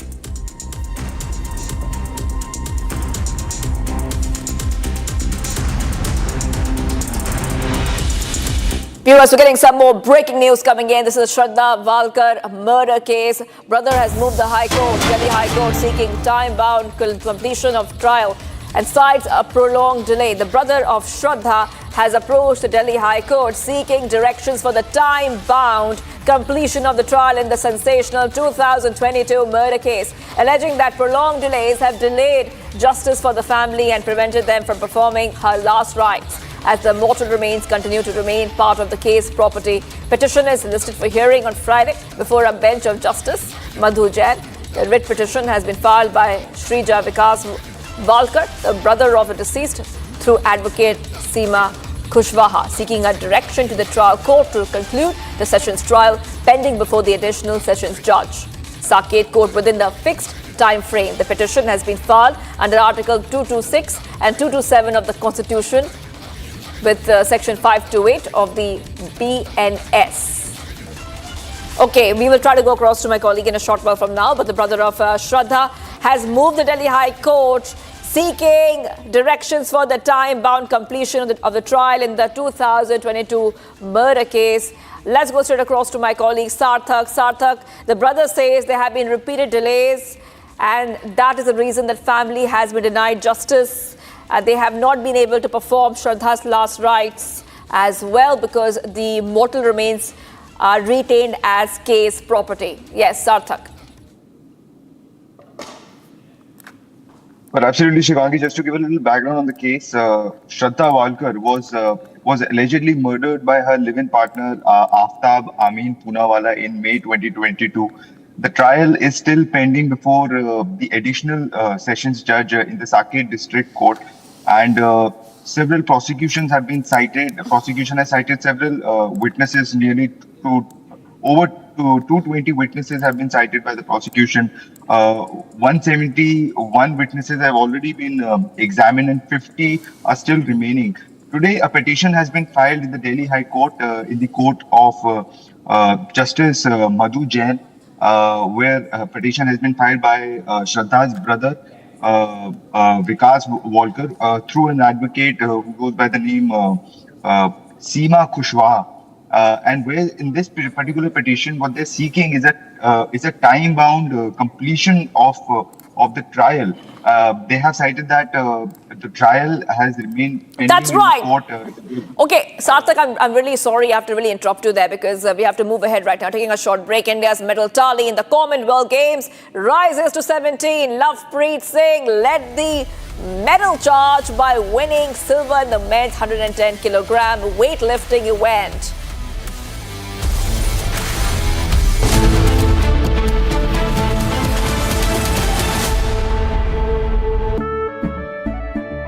केसरिया से मन जोगी हुआ रे दिल झूमे देखो मतवारा हुआ रे केसरिया से मन जोगी हुआ हर पल मनाओ केसरी त्योहार विमल बोलो जुबान केसरी चमकी चाट से क्या बना है सैंडविच लस्सी और छाछ हर घूंट में चमकी चाट ड्राई फ्रूट और दही बड़े चमकी चाट से स्वाद बढ़े असली स्वाद सिर्फ चमकी चाट।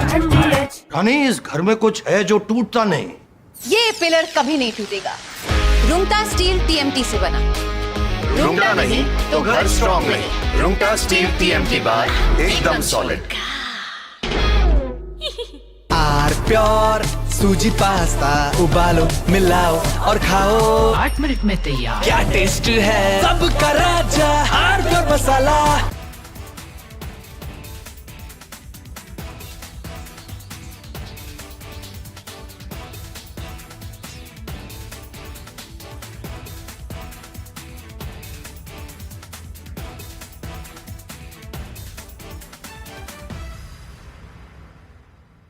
अगर मैं जेनजी की भाषा को बोरो करूं, then I will have to say Modi ji clocked it and provided a legislative solution. आपको समझ ना आए तो आप घर जाके गूगल पे आप सर्च कर लेना ये क्या नारा है। वो नारा देते थे वास्ते गुने हुइयां, और वो नारा देते थे इतने प्यार से, इतनी खूबसूरत तरीके से इस्तीफा मांगते थे। कहते थे जब आपसे इस्तीफा भी मांगते थे तो कहते थे कुचू पुचू इस्तीफा दे दो, आज हमारा जन्मदिन है। विपक्ष के आंदोलन को एक समराइज करना चाहूंगा मैं जेनजी के भाषा में। 37 दिन तक तो ये जंतर मंतर नहीं गए, तो इनको MIA हो गया। MIA क्या है? MIA missing in action. तो 37 दिन तक हमने कुछ नहीं किया, तो कुछ तो करना चाहिए। जंतर मंतर तो नहीं जा सकते, तो हम जाते हैं प्रधानमंत्री जी के आवास के सामने और वहां पर जाके आंदोलन करते हैं। So these are the three categories: student, idiot, and andhbhakt who follows the idiot. Now, PM says technology, stronger laws to be implemented for better transparency in public examination. Best हरा बोर्ड दिखाना। सबसे dependable Century HDF premium plus. Trial लूंगा। Sure. Water resistant है, strong है, high density wood fibre structure, advance German adhesive bonding, solid defence. Trial में pass. Century के 40 सालों का भरोसा, हरे बोर्ड का असली boss. Century HDF premium plus. थोड़े में ज्यादा स्वाद, यही तो है इसकी खास बात। वाओ मामा, क्या स्वाद है। अरे मेरे राजा। I wake up wearing someone else again. Skin tight like porcelain. I don't recognize these eyes. Something scratching from inside. Don't let it slip. I'm losing control. I don't wanna be safe anymore. Underneath there's a fire they can't keep. No more faces. Finding myself. That's my moment of Sarah. चमकी चाट से क्या बना है? Sandwich, लस्सी और छाछ। हर घूंट में चमकी चाट। ड्राई फ्रूट और दही बड़े। चमकी चाट से स्वाद बढ़े। असली स्वाद सिर्फ चंकी चाट। We're going to hit them very hard. I mean, I can actually say that because in that, there's very little they can do about it. It was a different group than we're dealing with. They've already apologized. But, you know, we got to smack them a little bit.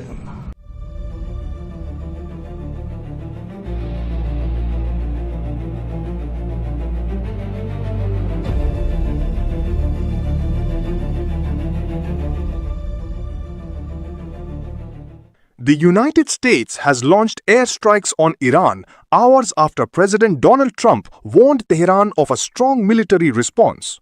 The strikes mark the first major American attack since Trump paused the bombing campaign last week.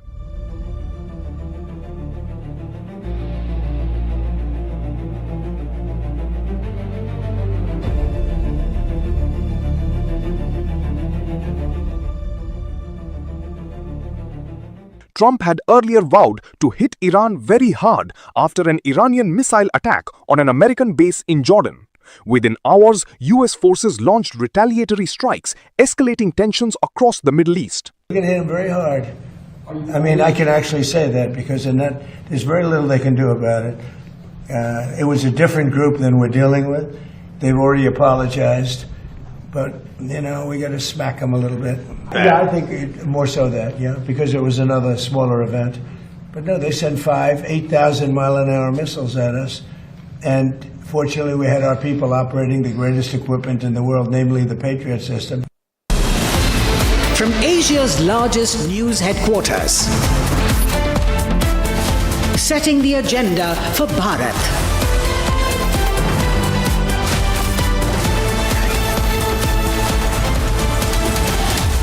You're watching Republic.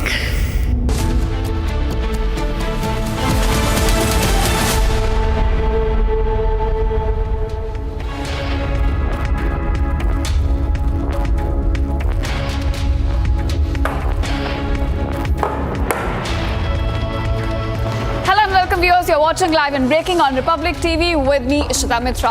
Now, anti-paper leak bill has already passed the Rajya Sabha test, and Prime Minister Modi has hailed the move while sending a strong message to those who are playing with the future of Indian students. He says that those examination mafia will not be spared in India. Getting all the details on that, but first up, a quick check at the top headlines. Headlines brought to you by Canara Bank. Together we can. इस कठोर कानूनों वाले प्रावधानों वाले इस bill को पास कर दिया है। अब विश्वस्त परीक्षा पद्धति की दिशा में जाने में एक महत्वपूर्ण काम पूर्ण हुआ है। Prime Minister Modi releases fourth video message for students, congratulates on exam bill clearing parliament. और साथ साथ फिर से कोई पेपर माफिया, पेपर लीक करने वाली गैंग, देश के बच्चों के भविष्य के साथ खिलवाड़ करने वाली गैंग, उनको बख्शा नहीं जाएगा। Prime Minister Modi warns the exam syndicate, promises strict action against those playing with students' future.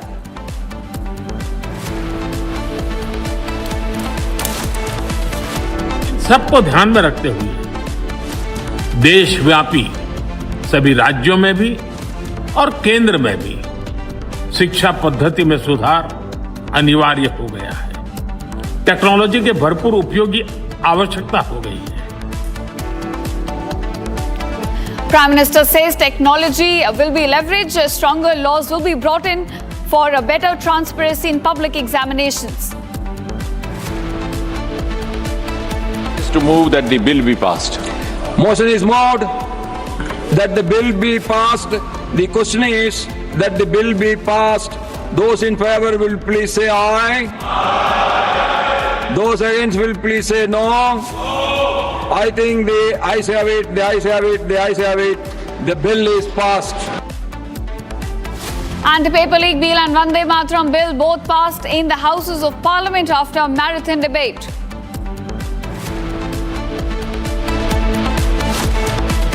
Prime Minister Modi chairs 4th Cabinet Committee on Security to review the evolving situation in West Asia. Delhi court to deliver the sentence for Tahir Hussain and 4 others convicted in North-East Delhi riots case dating to 2020. India bags 2 more medals in Commonwealth Games. Lovepreet Singh secures a silver while Seema Kalirama claims a bronze.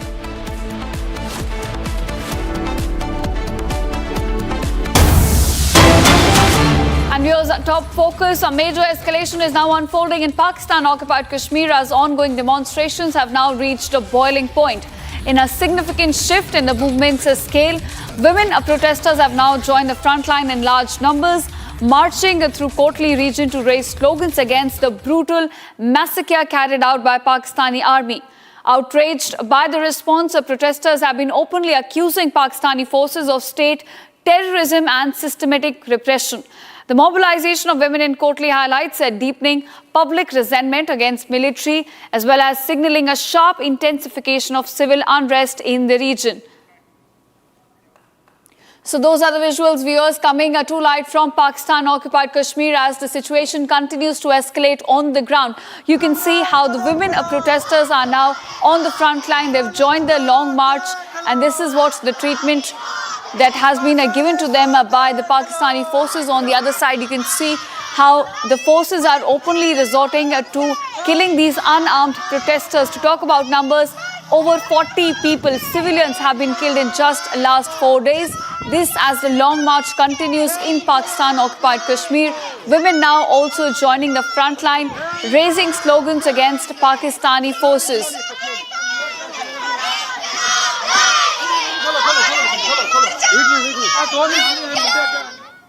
In fact, viewers, staying with more developments coming to light from POK. Now clashes are broken out between Pakistan security forces and local residents at Absar Chowk in Kotli following the clashes. Pak security forces opened direct fire on these civilians involved in the demonstration. And this follows the massive uprising across POK where peaceful, unarmed protesters who have been marching to Muzaffarabad are being fired upon by the Pakistani army forces. Over 40 people, we understand, have now been killed in just last 4 days, in fact, by Asim Munir's forces. across POK as the brutal crackdown continues across the region. So we're getting these live visuals on Republic TV. We've accessed these exclusive visuals exposing the reality of Asim Munir's forces and what is right now, viewers, unfolding in Pakistan-occupied Kashmir. You have systemic repression that's taking place, violation of human rights. Civilians are being fired upon by these Pakistani forces and the crackdown continues. It's been 4 days since the long march began and the casualty has now topped over 40. In fact, viewers, violent clashes have been breaking out as protesters confront Pakistani army personnel. Streets are filled with stones, flames and even thick smoke. So these are the visuals we're getting on your screen. You can see how these forces are openly resorting to killing civilians.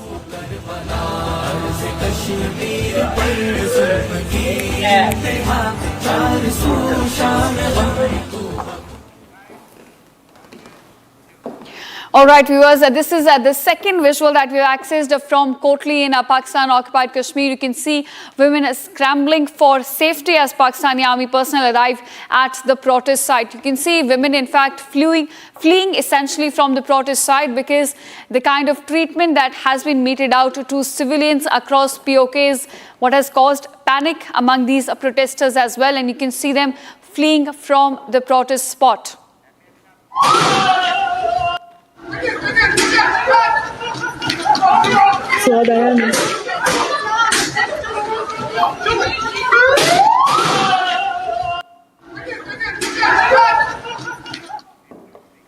The next video that we've accessed also shows you that fires have now engulfed the streets as demonstrations intensified across Pakistan-occupied Kashmir. You can see, in fact, the smoke bellowing from different spots in Pakistan-occupied Kashmir. Not just this.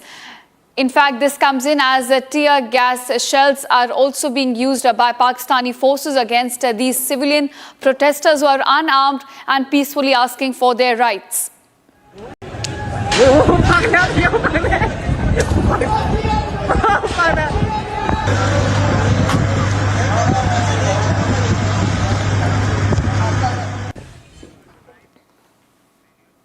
And now we are another visual also showing you what is right now happening in POK as a long march now enters its day 5. Women protesters are taking the front line. They've now joined the long march in large numbers. On your screen, you can see women marching through the streets in Kotli, raising slogans in solidarity with these protesters, even chanting "Hum tumhare saath hain, inqilab aayega." So these are the kind of slogans which have been echoing across the area as they continue to demand justice. Let's listen in.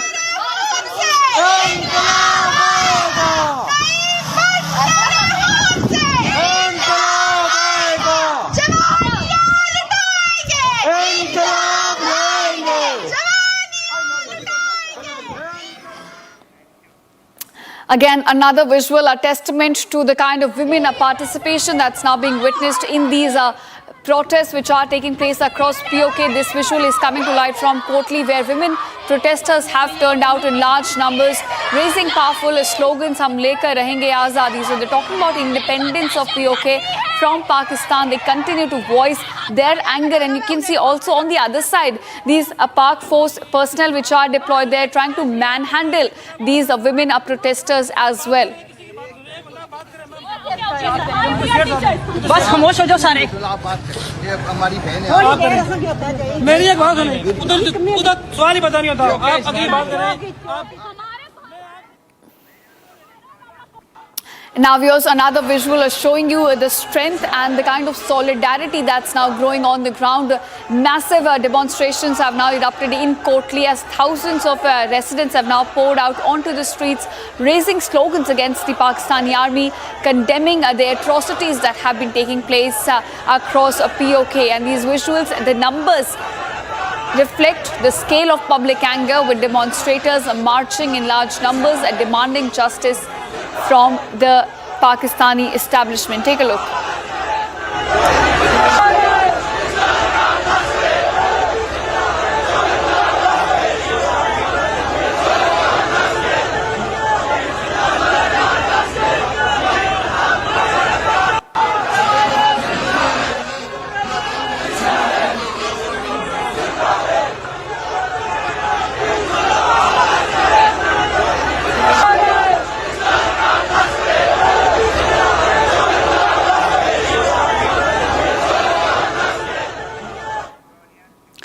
Now, viewers, we've shown you what exactly is unfolding right now in Pakistan-occupied Kashmir through these visuals. Let's also listen into the voices which are coming to light. Now, Sardar Rahman Khan, who's a member of JAAC, has rejected the claims that these protesters are armed. He stated that armed individuals on the buildings belong to Pakistani forces and not the protesters. He even challenged officials to allow international media access to Rawla Court for the world to see the reality. Take a listen.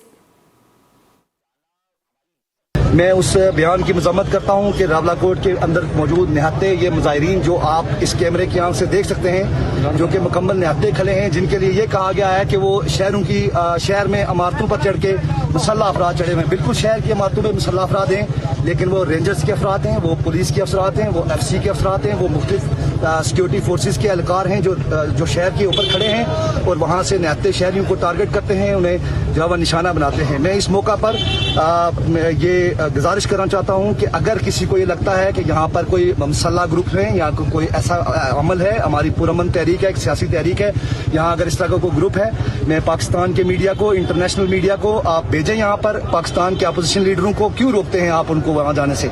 आप उन्हें यहाँ भेजें, वो आए, वो यहाँ पर आके जो है वो देखें लोगों को, इन निहत्ते लोगों को देखें, मजलूम लोगों को देखें।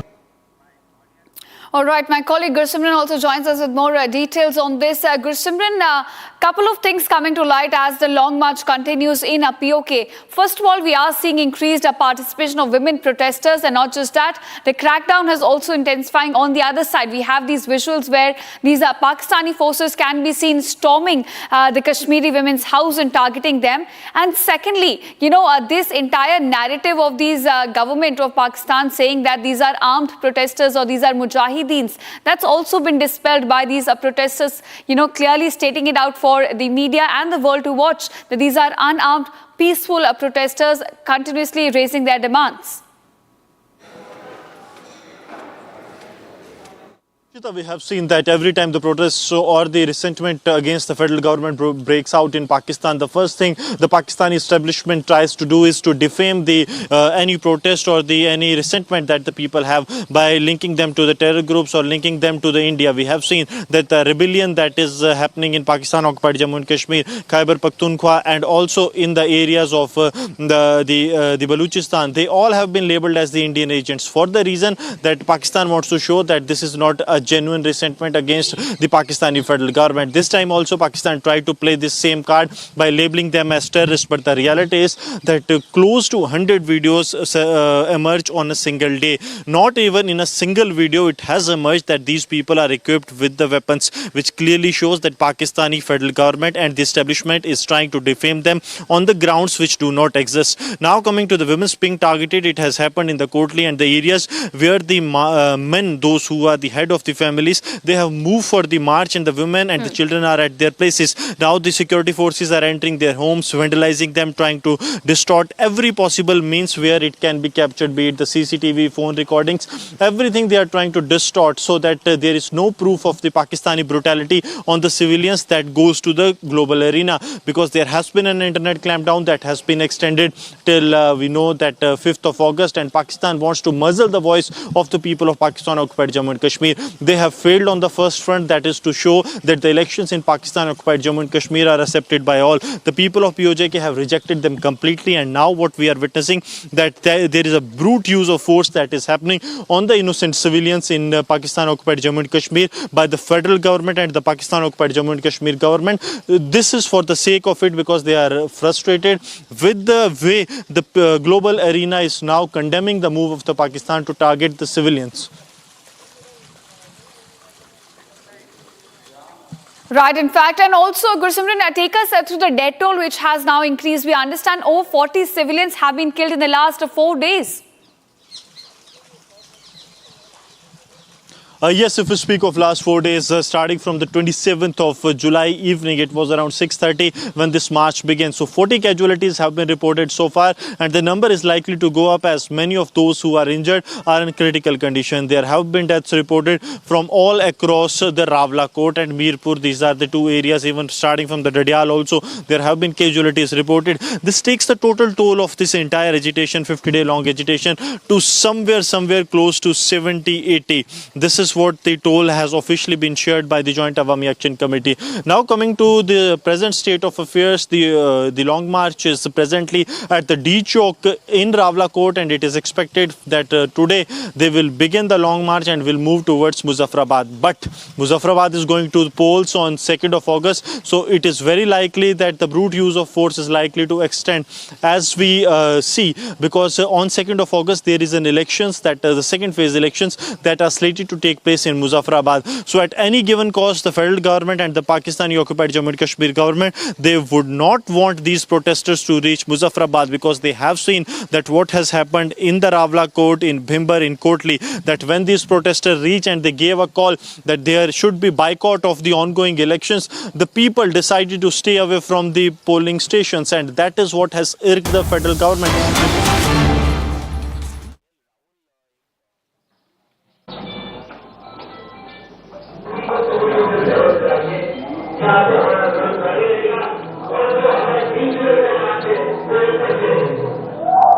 बीजेपी द्वारा 20 जुलाई को संसद मार्च के आह्वान को ध्यान में रखते हुए प्रदर्शनकारियों से कई बार बातचीत की कोशिश की गई थी तथा उन्हें अवगत कराया गया था कि नई दिल्ली सुरक्षा संहिता की धारा 163 प्रभाव में है, जिसमें 5 या उससे अधिक लोगों के इकट्ठा होने पर प्रतिबंध है। ये सूचना मीडिया और सोशल मीडिया के माध्यम से भी प्रसारित की गई है। इसके बावजूद ऑर्गेनाइजर्स द्वारा लोगों को जंतर मंतर पहुंचने तथा संसद मार्च के लिए सोशल मीडिया के माध्यम से प्रेरित किया गया। इसको ध्यान में रखते हुए तारीख 20 जुलाई 2026 को दिल्ली पुलिस द्वारा पुलिस स्टाफ की ब्रीफिंग करके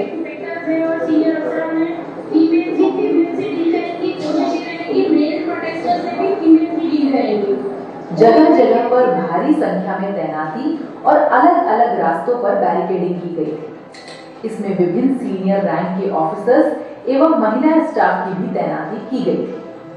20 तारीख की सुबह होते ही संसद मार्च के लिए भारी भीड़ जुटनी शुरू हो गई। हालांकि प्रदर्शनकारियों के पास संसद मार्च की कोई अनुमति नहीं थी, लेकिन इसके बावजूद भीड़ लगातार बढ़ती चली जा रही थी। शुरुआत में प्रदर्शनकारियों ने जंतर मंतर और उसके आसपास के इलाकों में नारेबाजी के साथ अपना प्रदर्शन शुरू किया, लेकिन धीरे धीरे यही भीड़ संसद की तरफ बढ़ने लगी। रास्ते में हर जंक्शन और हर सड़क पर पुलिस बल पहले से ही तैनात था, जो लगातार प्रदर्शनकारियों से अपील कर रहा था कि वे अपनी जगह पर बैठकर शांतिपूर्ण प्रदर्शन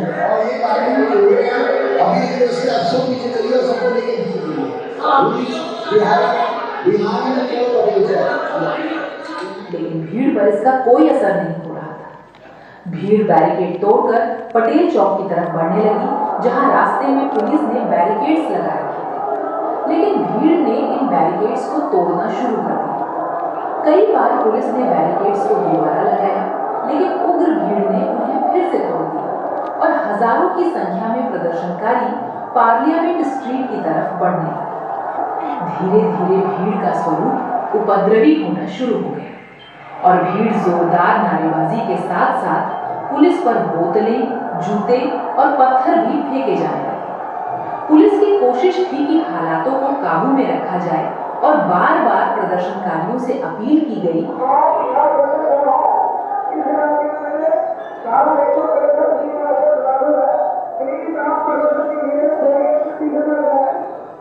कि वे अपनी जगह पर बैठकर शांतिपूर्ण प्रदर्शन करें, लेकिन आक्रोशित भीड़ ने पुलिस पर भारी पथराव शुरू कर दिया और पटेल चौक पर लगे बैरिकेड को तोड़ते हुए संसद भवन की तरफ। पुलिस ने बैरिकेड को फिर से खींचकर भीड़ से अपील की कि वो अपना प्रदर्शन शांतिपूर्ण तरीके से करें, लेकिन भीड़ भारी पथराव के साथ बैरिकेड्स को तोड़ती हुई हाई सिक्योरिटी जोन में पहुंच गई और उनकी दूरी संसद से महज 50 मीटर की रही।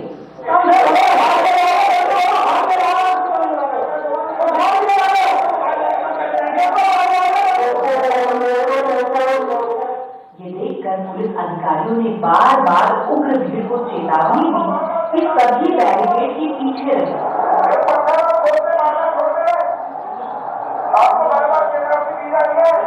और अगर बैरिकेड को पार करने की कोशिश की गई तो उन पर कानूनी कार्रवाई भी हो सकती है, लेकिन भीड़ पूरी तरह से काबू से बाहर हो चुकी थी।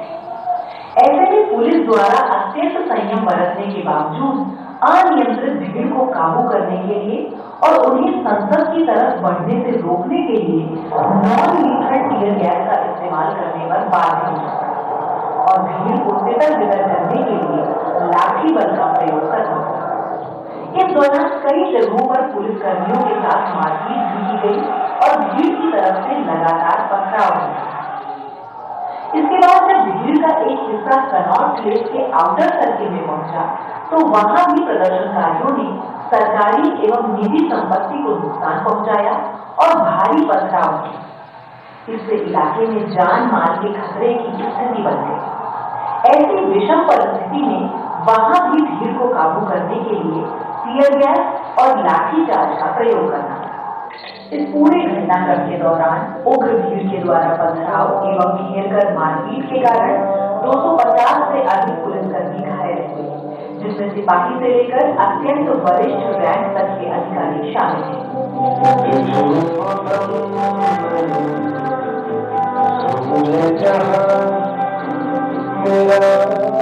चोटें होने के बावजूद नहीं, पुलिस कर्मियों ने भीड़ पर काबू करने का प्रयास जारी रखा तथा स्थिति को नियंत्रण में किया।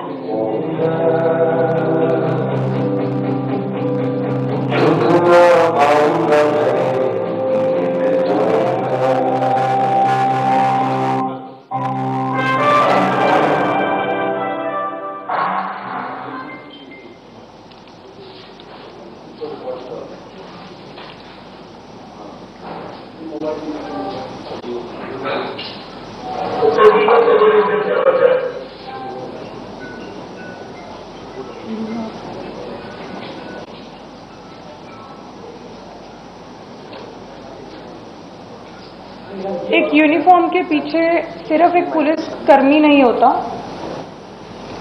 उसके पीछे होती है उसकी माँ, पिता, पत्नी, बच्चे और पूरा परिवार जो देर रात तक वेट करता है कि वो सुकुशल घर लौट आए। अब मैं आपके सामने कुंजल जी को रिक्वेस्ट करती हूँ कि वो प्लीज अपना एक्सपीरियंस शेयर करें।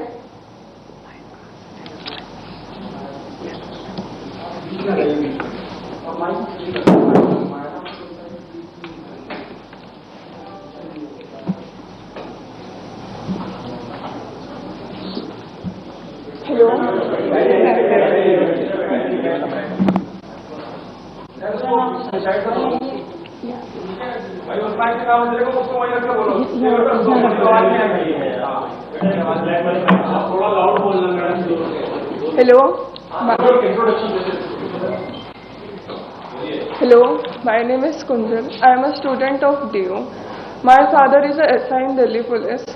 मेरे बाबा पुलिस में आने से पहले मेरे फादर इंडियन नेवी में मैरीन कमांडो थे। उन्होंने इंडियन नेवी को अपने 15 साल दिए हैं। My father was at a main protest site. He was at the front line near the barricades, जहाँ पर बहुत सारा क्राउड था। मेरे पापा जब भी रात में घर आते थे तो वो बोलते थे कि अब ये प्रोटेस्ट स्टूडेंट प्रोटेस्ट नहीं लग रहा है, इसमें बहुत सारे एंटी सोशल एलिमेंट्स जुड़ चुके हैं। उसके अगले दिन ही 25 तारीख को my father was pulled bye a crowdy mob and it was almost lynched near the stage of Jantar Mantar. This happened on 25th and around 2 p.m. he was unconscious at the RML hospital for about 4 hours. रात को 10 बजे के करीब पापा के colleagues उन्हें घर लेके आए और उनकी यूनिफॉर्म पूरी खून से लाल थी।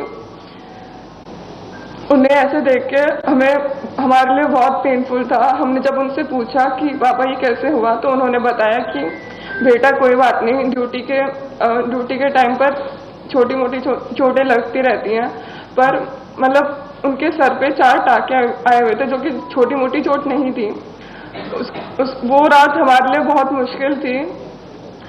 और जब मैंने सोशल मीडिया खोल के देखा तो सोशल मीडिया पे मेरे ही पापा को क्रिमिनल बता रहे थे और उसके अगले दिन ही जब मुझे पता चला कि जिन लोगों ने मेरे फादर पे अटैक किया था वो लोग सुप्रीम कोर्ट जा रहे हैं अपना क्राइम वाशआउट करने और उन्हीं के खिलाफ कंप्लेंट करने के लिए, सारे पुलिस वालों के खिलाफ कंप्लेंट करने के लिए, मुझे बहुत बुरा लगा और मुझे लगा कि मुझे भी जाना चाहिए अपने फादर की जस्टिस के लिए। और मुझे बाकी पुलिस फैमिलीज का भी साथ मिला। हम लोग सुप्रीम कोर्ट गए, हमने एडवोकेट से रिक्वेस्ट करी और एडवोकेट ने हमारी बात ऑनरेबल सुप्रीम कोर्ट के सामने रखी और हमें भरोसा दिलाया गया कि हम भी हमारे भी इक्वल राइट्स हैं as the citizen of this country और हमें भी जस्टिस मिलेगा। सीमा जी, आप कुछ बताना चाहेंगे? नमस्कार।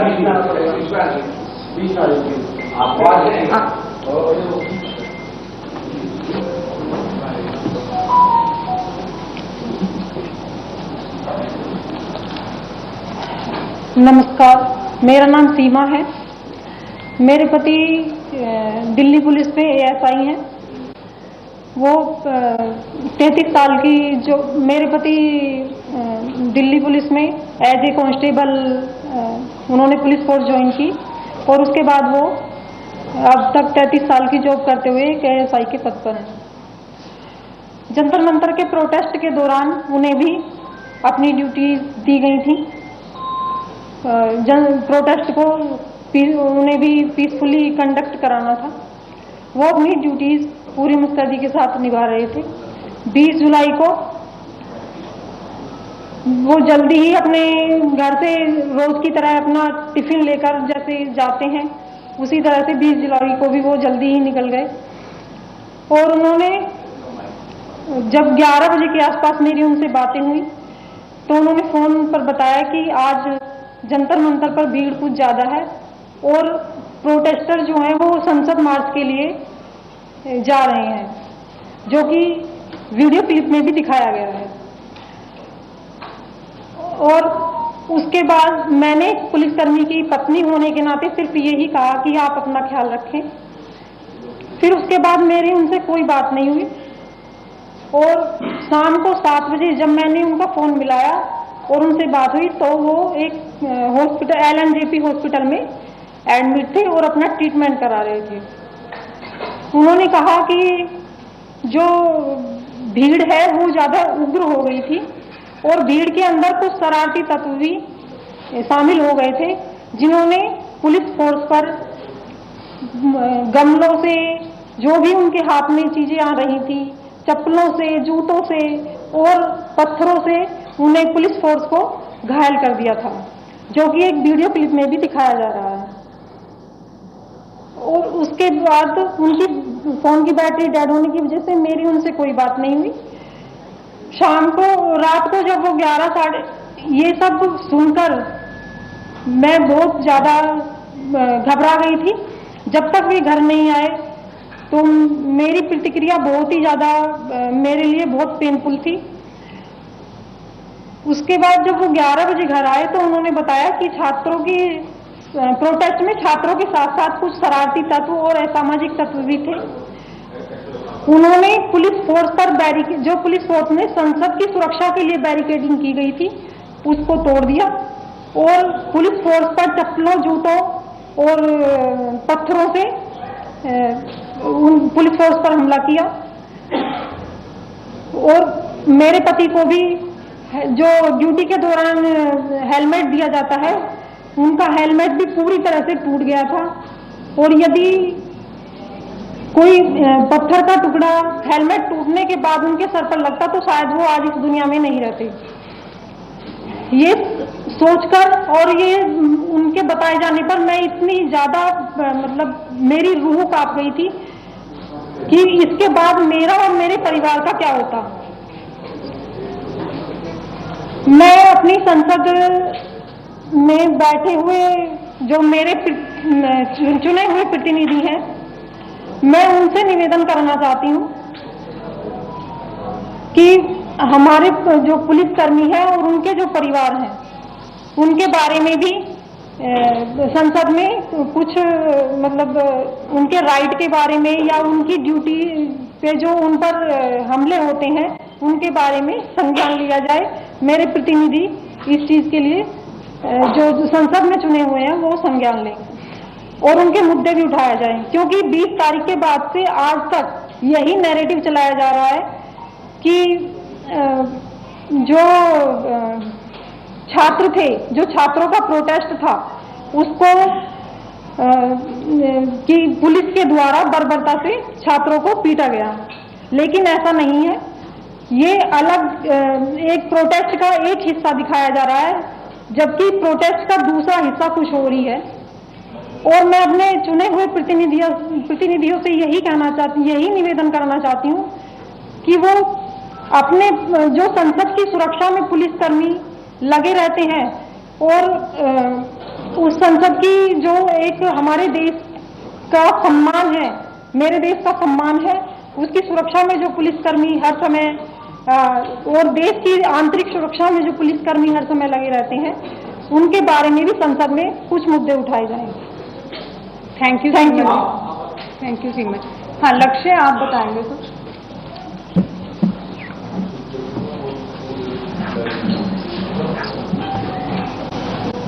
हेलो, मेरा नाम लक्ष्य सिंह बिष्ट है। मेरे पापा एसीपी है, जिन्होंने अपने पूरे करियर में 4 गारंटी हासिल करे हैं।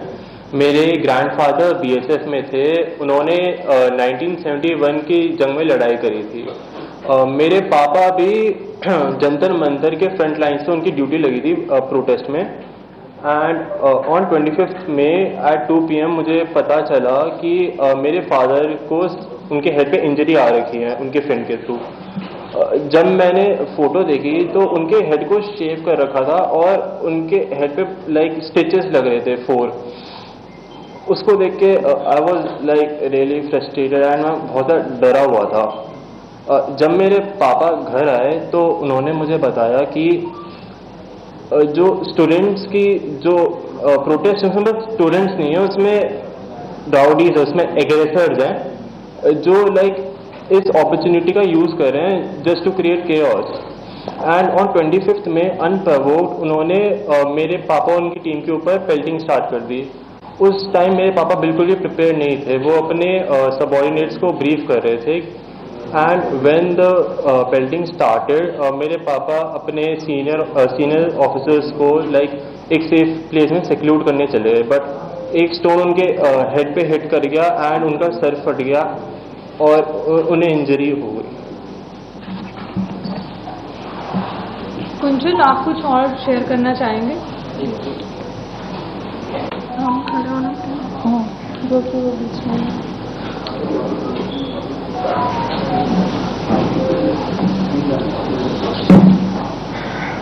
मुझे ये बोलना था कि पुलिस वाले भी समाज का हिस्सा है। जिस पार्लियामेंट में लोग पॉलिटिशियंस और जिस पार्लियामेंट में पॉलिटिशियंस पुलिस वालों को क्रिमिनल बोल रहे हैं, उसी पार्लियामेंट को प्रोटेक्ट करने के लिए मेरे पापा ने इतनी सारी सीरियस इंजरीज ली हैं।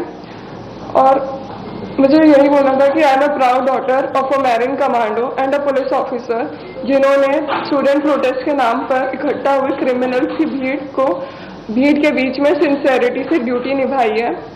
उन्होंने लिंच होने के बाद भी अभी तक स्टूडेंट्स के बारे में कुछ भी बुरा या फिर नेगेटिव नहीं बोला है। उन्हें बस अपनी ड्यूटी परफॉर्म करते टाइम चोट लगी है। Thank you. लक्ष्य, आप कंटिन्यू करना चाहेंगे? मैं जब भी ऑनलाइन जाता हूँ एंड जब भी मेरे फ्रेंड्स मुझे रील्स भेजते हैं एंड ट्विटर पे लिंक्स भेजते हैं कि उसमें पुलिस के खिलाफ बहुत ज़्यादा लाइक डेरोगेटरी टर्म से बात करी जाती है, लाइक उनके एकदम खिलाफ होते हैं, हमारी साइड की कोई बात भी नहीं करता। मेरे पापा बोलते हैं कि इस पर मुझे ध्यान नहीं देना चाहिए बिकॉज ये बस दोनों साइड को ट्रिगर करने के लिए, ये वन साइड मीडिया है एंड ये बस केओस क्रिएट करने के लिए। पर जब मेरे फादर के साथ ये हुआ I was really disappointed and frustrated. और एंड पार्लियामेंट में भी इसके बारे में कुछ बात नहीं हो रही, लाइक पुलिस वालों का क्या, जिनको जो इंजर उनका क्या। एंड फिर मुझे पता चला कि जो एग्रेसर्स थे उन्होंने पुलिस के खिलाफ ही एप्लीकेशन डाल दी कि उनके साथ अनजस्ट हुआ है।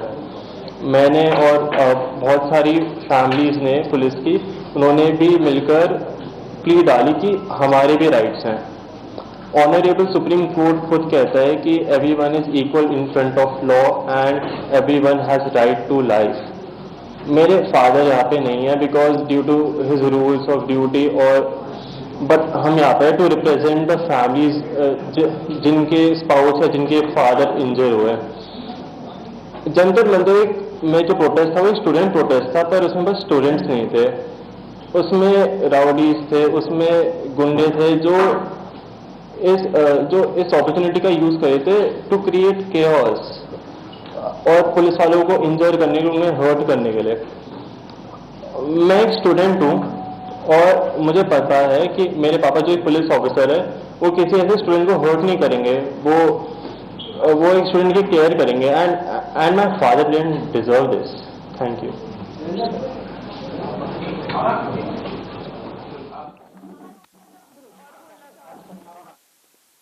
So those were the kins of Delhi police cops who were injured during the CJP violence, giving out details how there were multiple instances of unprovoked violence, and also asking our parliamentarians to take up this issue of the violence, the targeted attacks which took place against police officials, the videos of which we have been flagging on Republic TV since July 20th.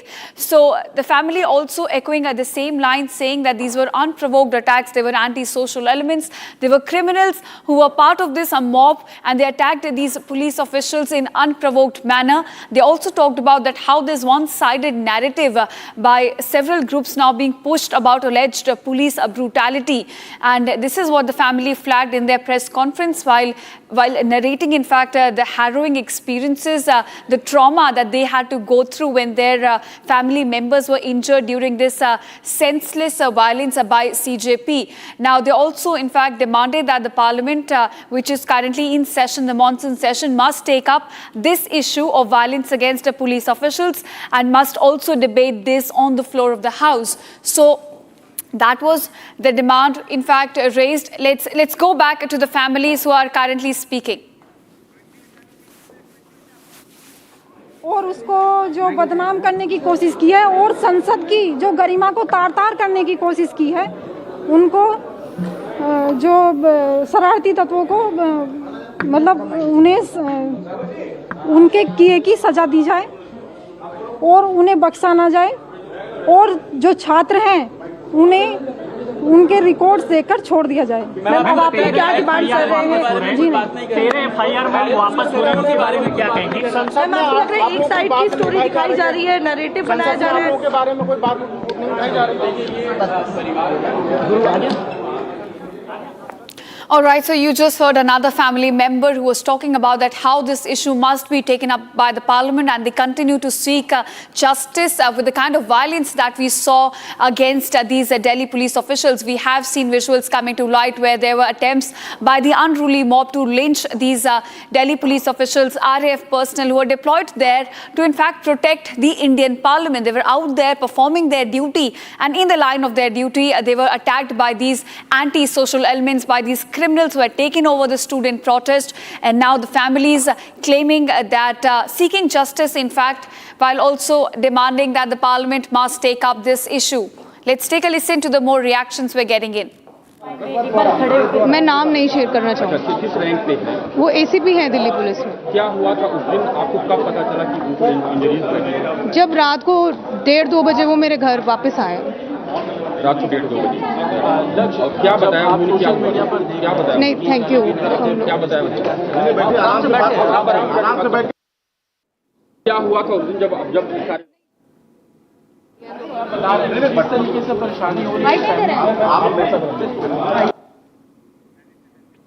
Right, in fact, viewers, so those are the reactions that are coming in from the families of these injured cops. Now, remember, over 118 police officials were injured in this senseless violence which broke out on the streets of central Delhi on July 20th. And remember, these protesters had reached very close to the Indian Parliament. They tried to storm, they were breaking barricades, breaching all the security protocols which have been put in place, vandalizing the CCTV cameras installed in central Delhi, attacking police officials, using bricks, stones to assault them. And this is all unfolded in central Delhi, and several policemen, over 118, were injured in this violence.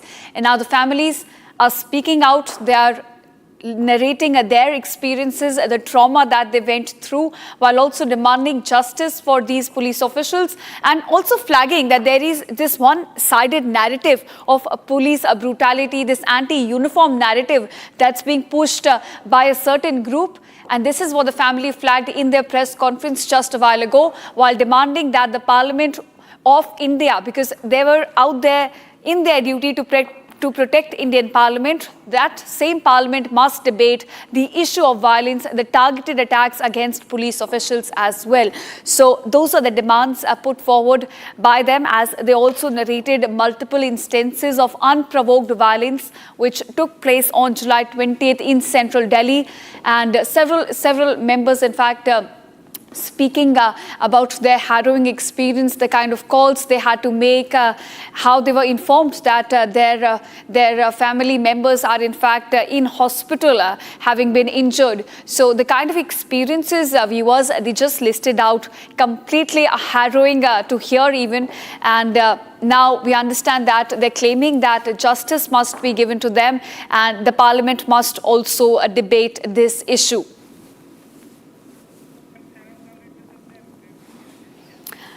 In fact, let's try and connect with my colleague Saurav, who was there at the press conference, getting us more details on this. All right, Saurav, coming across to you. Now we understand that, we have seen what Republic has also been flagging, this one kind of narrative, this anti-uniform, anti-police narrative being pushed by one side. And today, when the families spoke the truth, they listed the kind of experiences that they went through. This is what Republic has also been talking about since July 20th. These were unprovoked attacks, criminals, anti-social elements. They took over the student protest, and then they assaulted these police officials. And this is what the families also spoke about today. Yes, Ishita, you exactly rightly mentioned that now the families of the police officials who got injured on July 20th during the CJP violent protest in the national capital, the families have clarified that these protests were not staged by the students, and the violence was done by the miscreants and the anti-social elements which have joined that protest on that very day.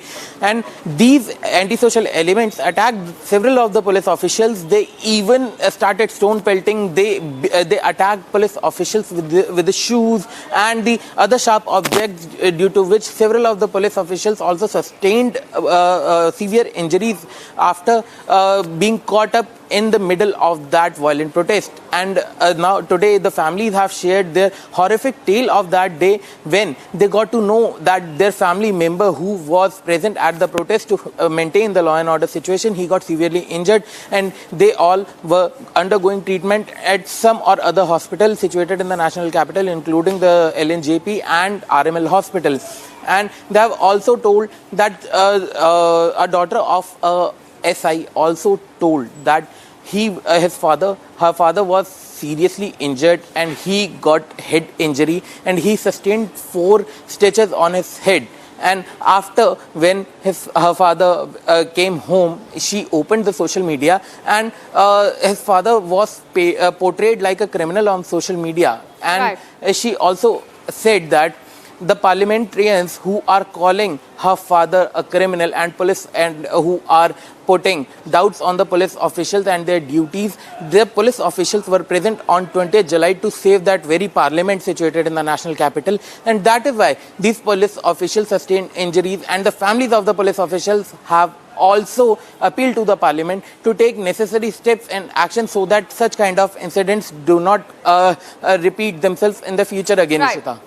Right, in fact, and this is what Republic has also been fighting against, the one-sided narrative being pushed across social media of alleged police brutality. Thanks, Saurav, for joining us and listing out the kind of experiences that the families of these injured cops shared a while ago. And now we are shifting focus to what is happening inside Parliament as monsoon session is still underway. Now we're getting these visuals coming to life from inside the Parliament complex, where the opposition is staging a protest. They're continuously raising slogans and demanding that Home Minister Amit Shah come to the House and provide an answer. So essentially, this is This is what the families were also in fact talking about, and this is the issue that the opposition continues to raise of alleged police brutality. They continue to demand answers from Home Minister Amit Shah, asking who gave the orders for the lathi charge, who gave the orders for the pellet guns to be used. Now remember, there is no verified claim that has come out about the use of pellet guns against these protesters. My colleague Ishan also joins us. Ishan, now you have been covering this parliamentary proceedings, and we understand before the session commences today, we are looking at this opposition holding protest and continue to demand that Home Minister comes out and speaks on the floor of the House about who gave the orders for lathi charge, for the use of pellet guns. Absolutely. The opposition has been demanding clearly that there be an investigation into the use of irregular force by the RAF and Delhi police, wherein they allege that Delhi police and RAF have used pellet guns and various other forms that are irregular in protest, and the use of excessive force was also condemned by the opposition. But however, they have not yet provided any concrete evidence as to the use of these weapons, and they haven't even also provided any verifiable footage or visuals that can ascertain these claims. Pellet gun use is deemed to be a human rights violation by the human rights organizations. However, no such incident that has come forward in the current Delhi current protest by CJP during the 20th of August, which the Parliament has been, with the opposition has been claiming. Now this entire proceeding and this entire opposition facade that has been created to malign the image of Delhi police and other security officials that were posted there, multiple of them have been injured, over 100 of them have been injured. Right. And all of this is being happening, and back to studio. Right, so it looks like that the opposition continues to rake up several issues to delay, proceedings in Parliament. It's cut across to Parliamentary Affairs Minister Kiren Rijiju speaking at the moment. इसी कारण से किया है। वैसे तो शिक्षा को लेकर के सब सीरियस है और एग्ज़ाम पेपर लीक्स को लेकर के तो बहुत ही सीरियस है सब लोग। अभी आज तो फ्राइडे है, आज वैसे तो बिल तो लिस्टेड है, प्राइवेट मेंबर है। हम उम्मीद करते हैं कि अभी पार्लियामेंट हाउस को अच्छा से चलने में सब सहयोग करें, और प्रधानमंत्री जी ने भी धन्यवाद दिया है सब एमपीज़ को कि एग्ज़ाम पेपर लीक्स को लेकर के जो बिल पारित किया उसमें सहयोग दिया है और पारित किया है। अब इसको जितना जल्दी हो सके लागू करके फिर बच्चों का भविष्य को ठीक करना है। और कई इम्पोर्टेंट बिल्स तो लिस्टेड है, आज भी इम्पोर्टेंट बिल लिस्टेड है। मैं अपील करता हूँ अपोजिशन पार्टी लोगों को कि अपना मुद्दा जो उठाना है वो उठा सकते हैं, लेकिन बिल पास करने में और क्वेश्चन आवर इम्पोर्टेंट बिजनेस को डिस्टर्ब नहीं करने से ये उनके लिए भी अच्छा है, सबके लिए अच्छा है। Coming in from the government side, appealing to the opposition to continue cooperating and to have a productive debate in the Parliament. And with that, viewers, we're slipping into a very short break. Don't go anywhere. Coming up on the other side, India's medal tally in the Commonwealth Games now rises to 17. Lovepreet Singh led the medal charge by winning silver in men's 110 kilogram weightlifting event, while Seema Kalirama claims bronze.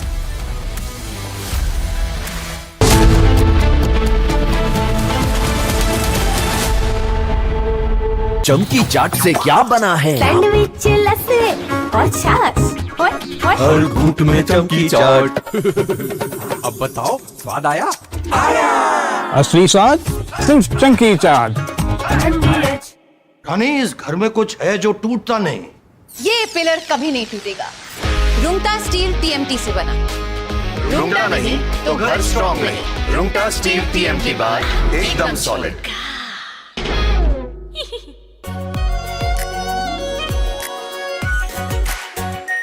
Are pure shahi paneer masala, delicious, healthy everyday.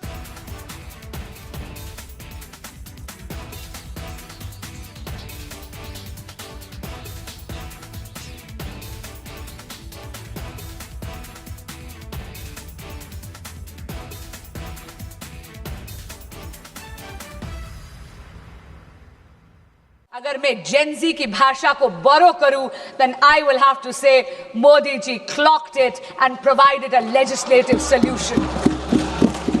आपको समझ ना आए तो आप घर जाके Google पे आप सर्च कर लेना ये क्या नारा है।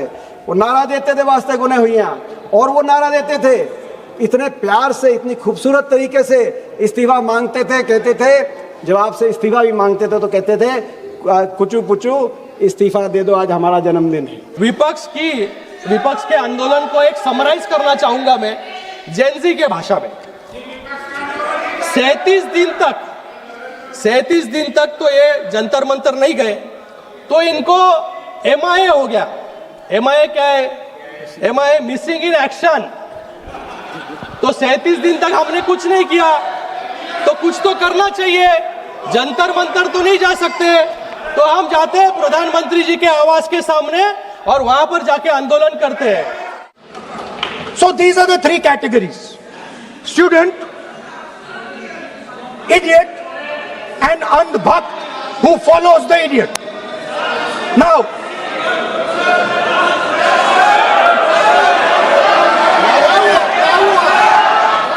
प्रश्न है कि खंड 2 से 5 विधेयकांग बने, जो सदस्य के पक्ष में हाँ गए, जो सदस्य विरोध में ना गए।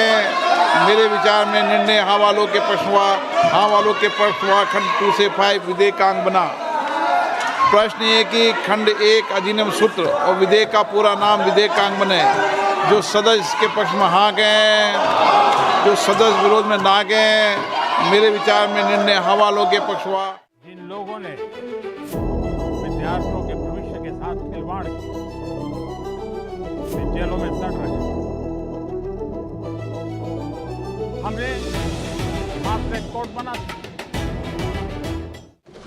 अध्यक्ष जी, जहां पर कांग्रेस शासित यूपीए ने पॉलिसी वैक्यूम करा, वहीं पर अगर मैं जेनजी की भाषा को बोरो करूं, then I will have to say Modi ji clocked it and provided a legislative solution. Gen Z की भाषा में मैं, अरे सुनो यार, सुनने की आदत रखो। जेनजी की भाषा में विपक्ष की Families of injured cops in the violence during CJP protest brief media. They say they want the goons punished. Getting you all the updates on that, stay tuned. थोड़े में ज्यादा स्वाद, यही तो है इसकी खास बात। वाओ मामा, क्या स्वाद है? अरे मेरे राजा, राजा और मसाला केसरिया से मन जोगी हुआ रे, दिल झूमे देखो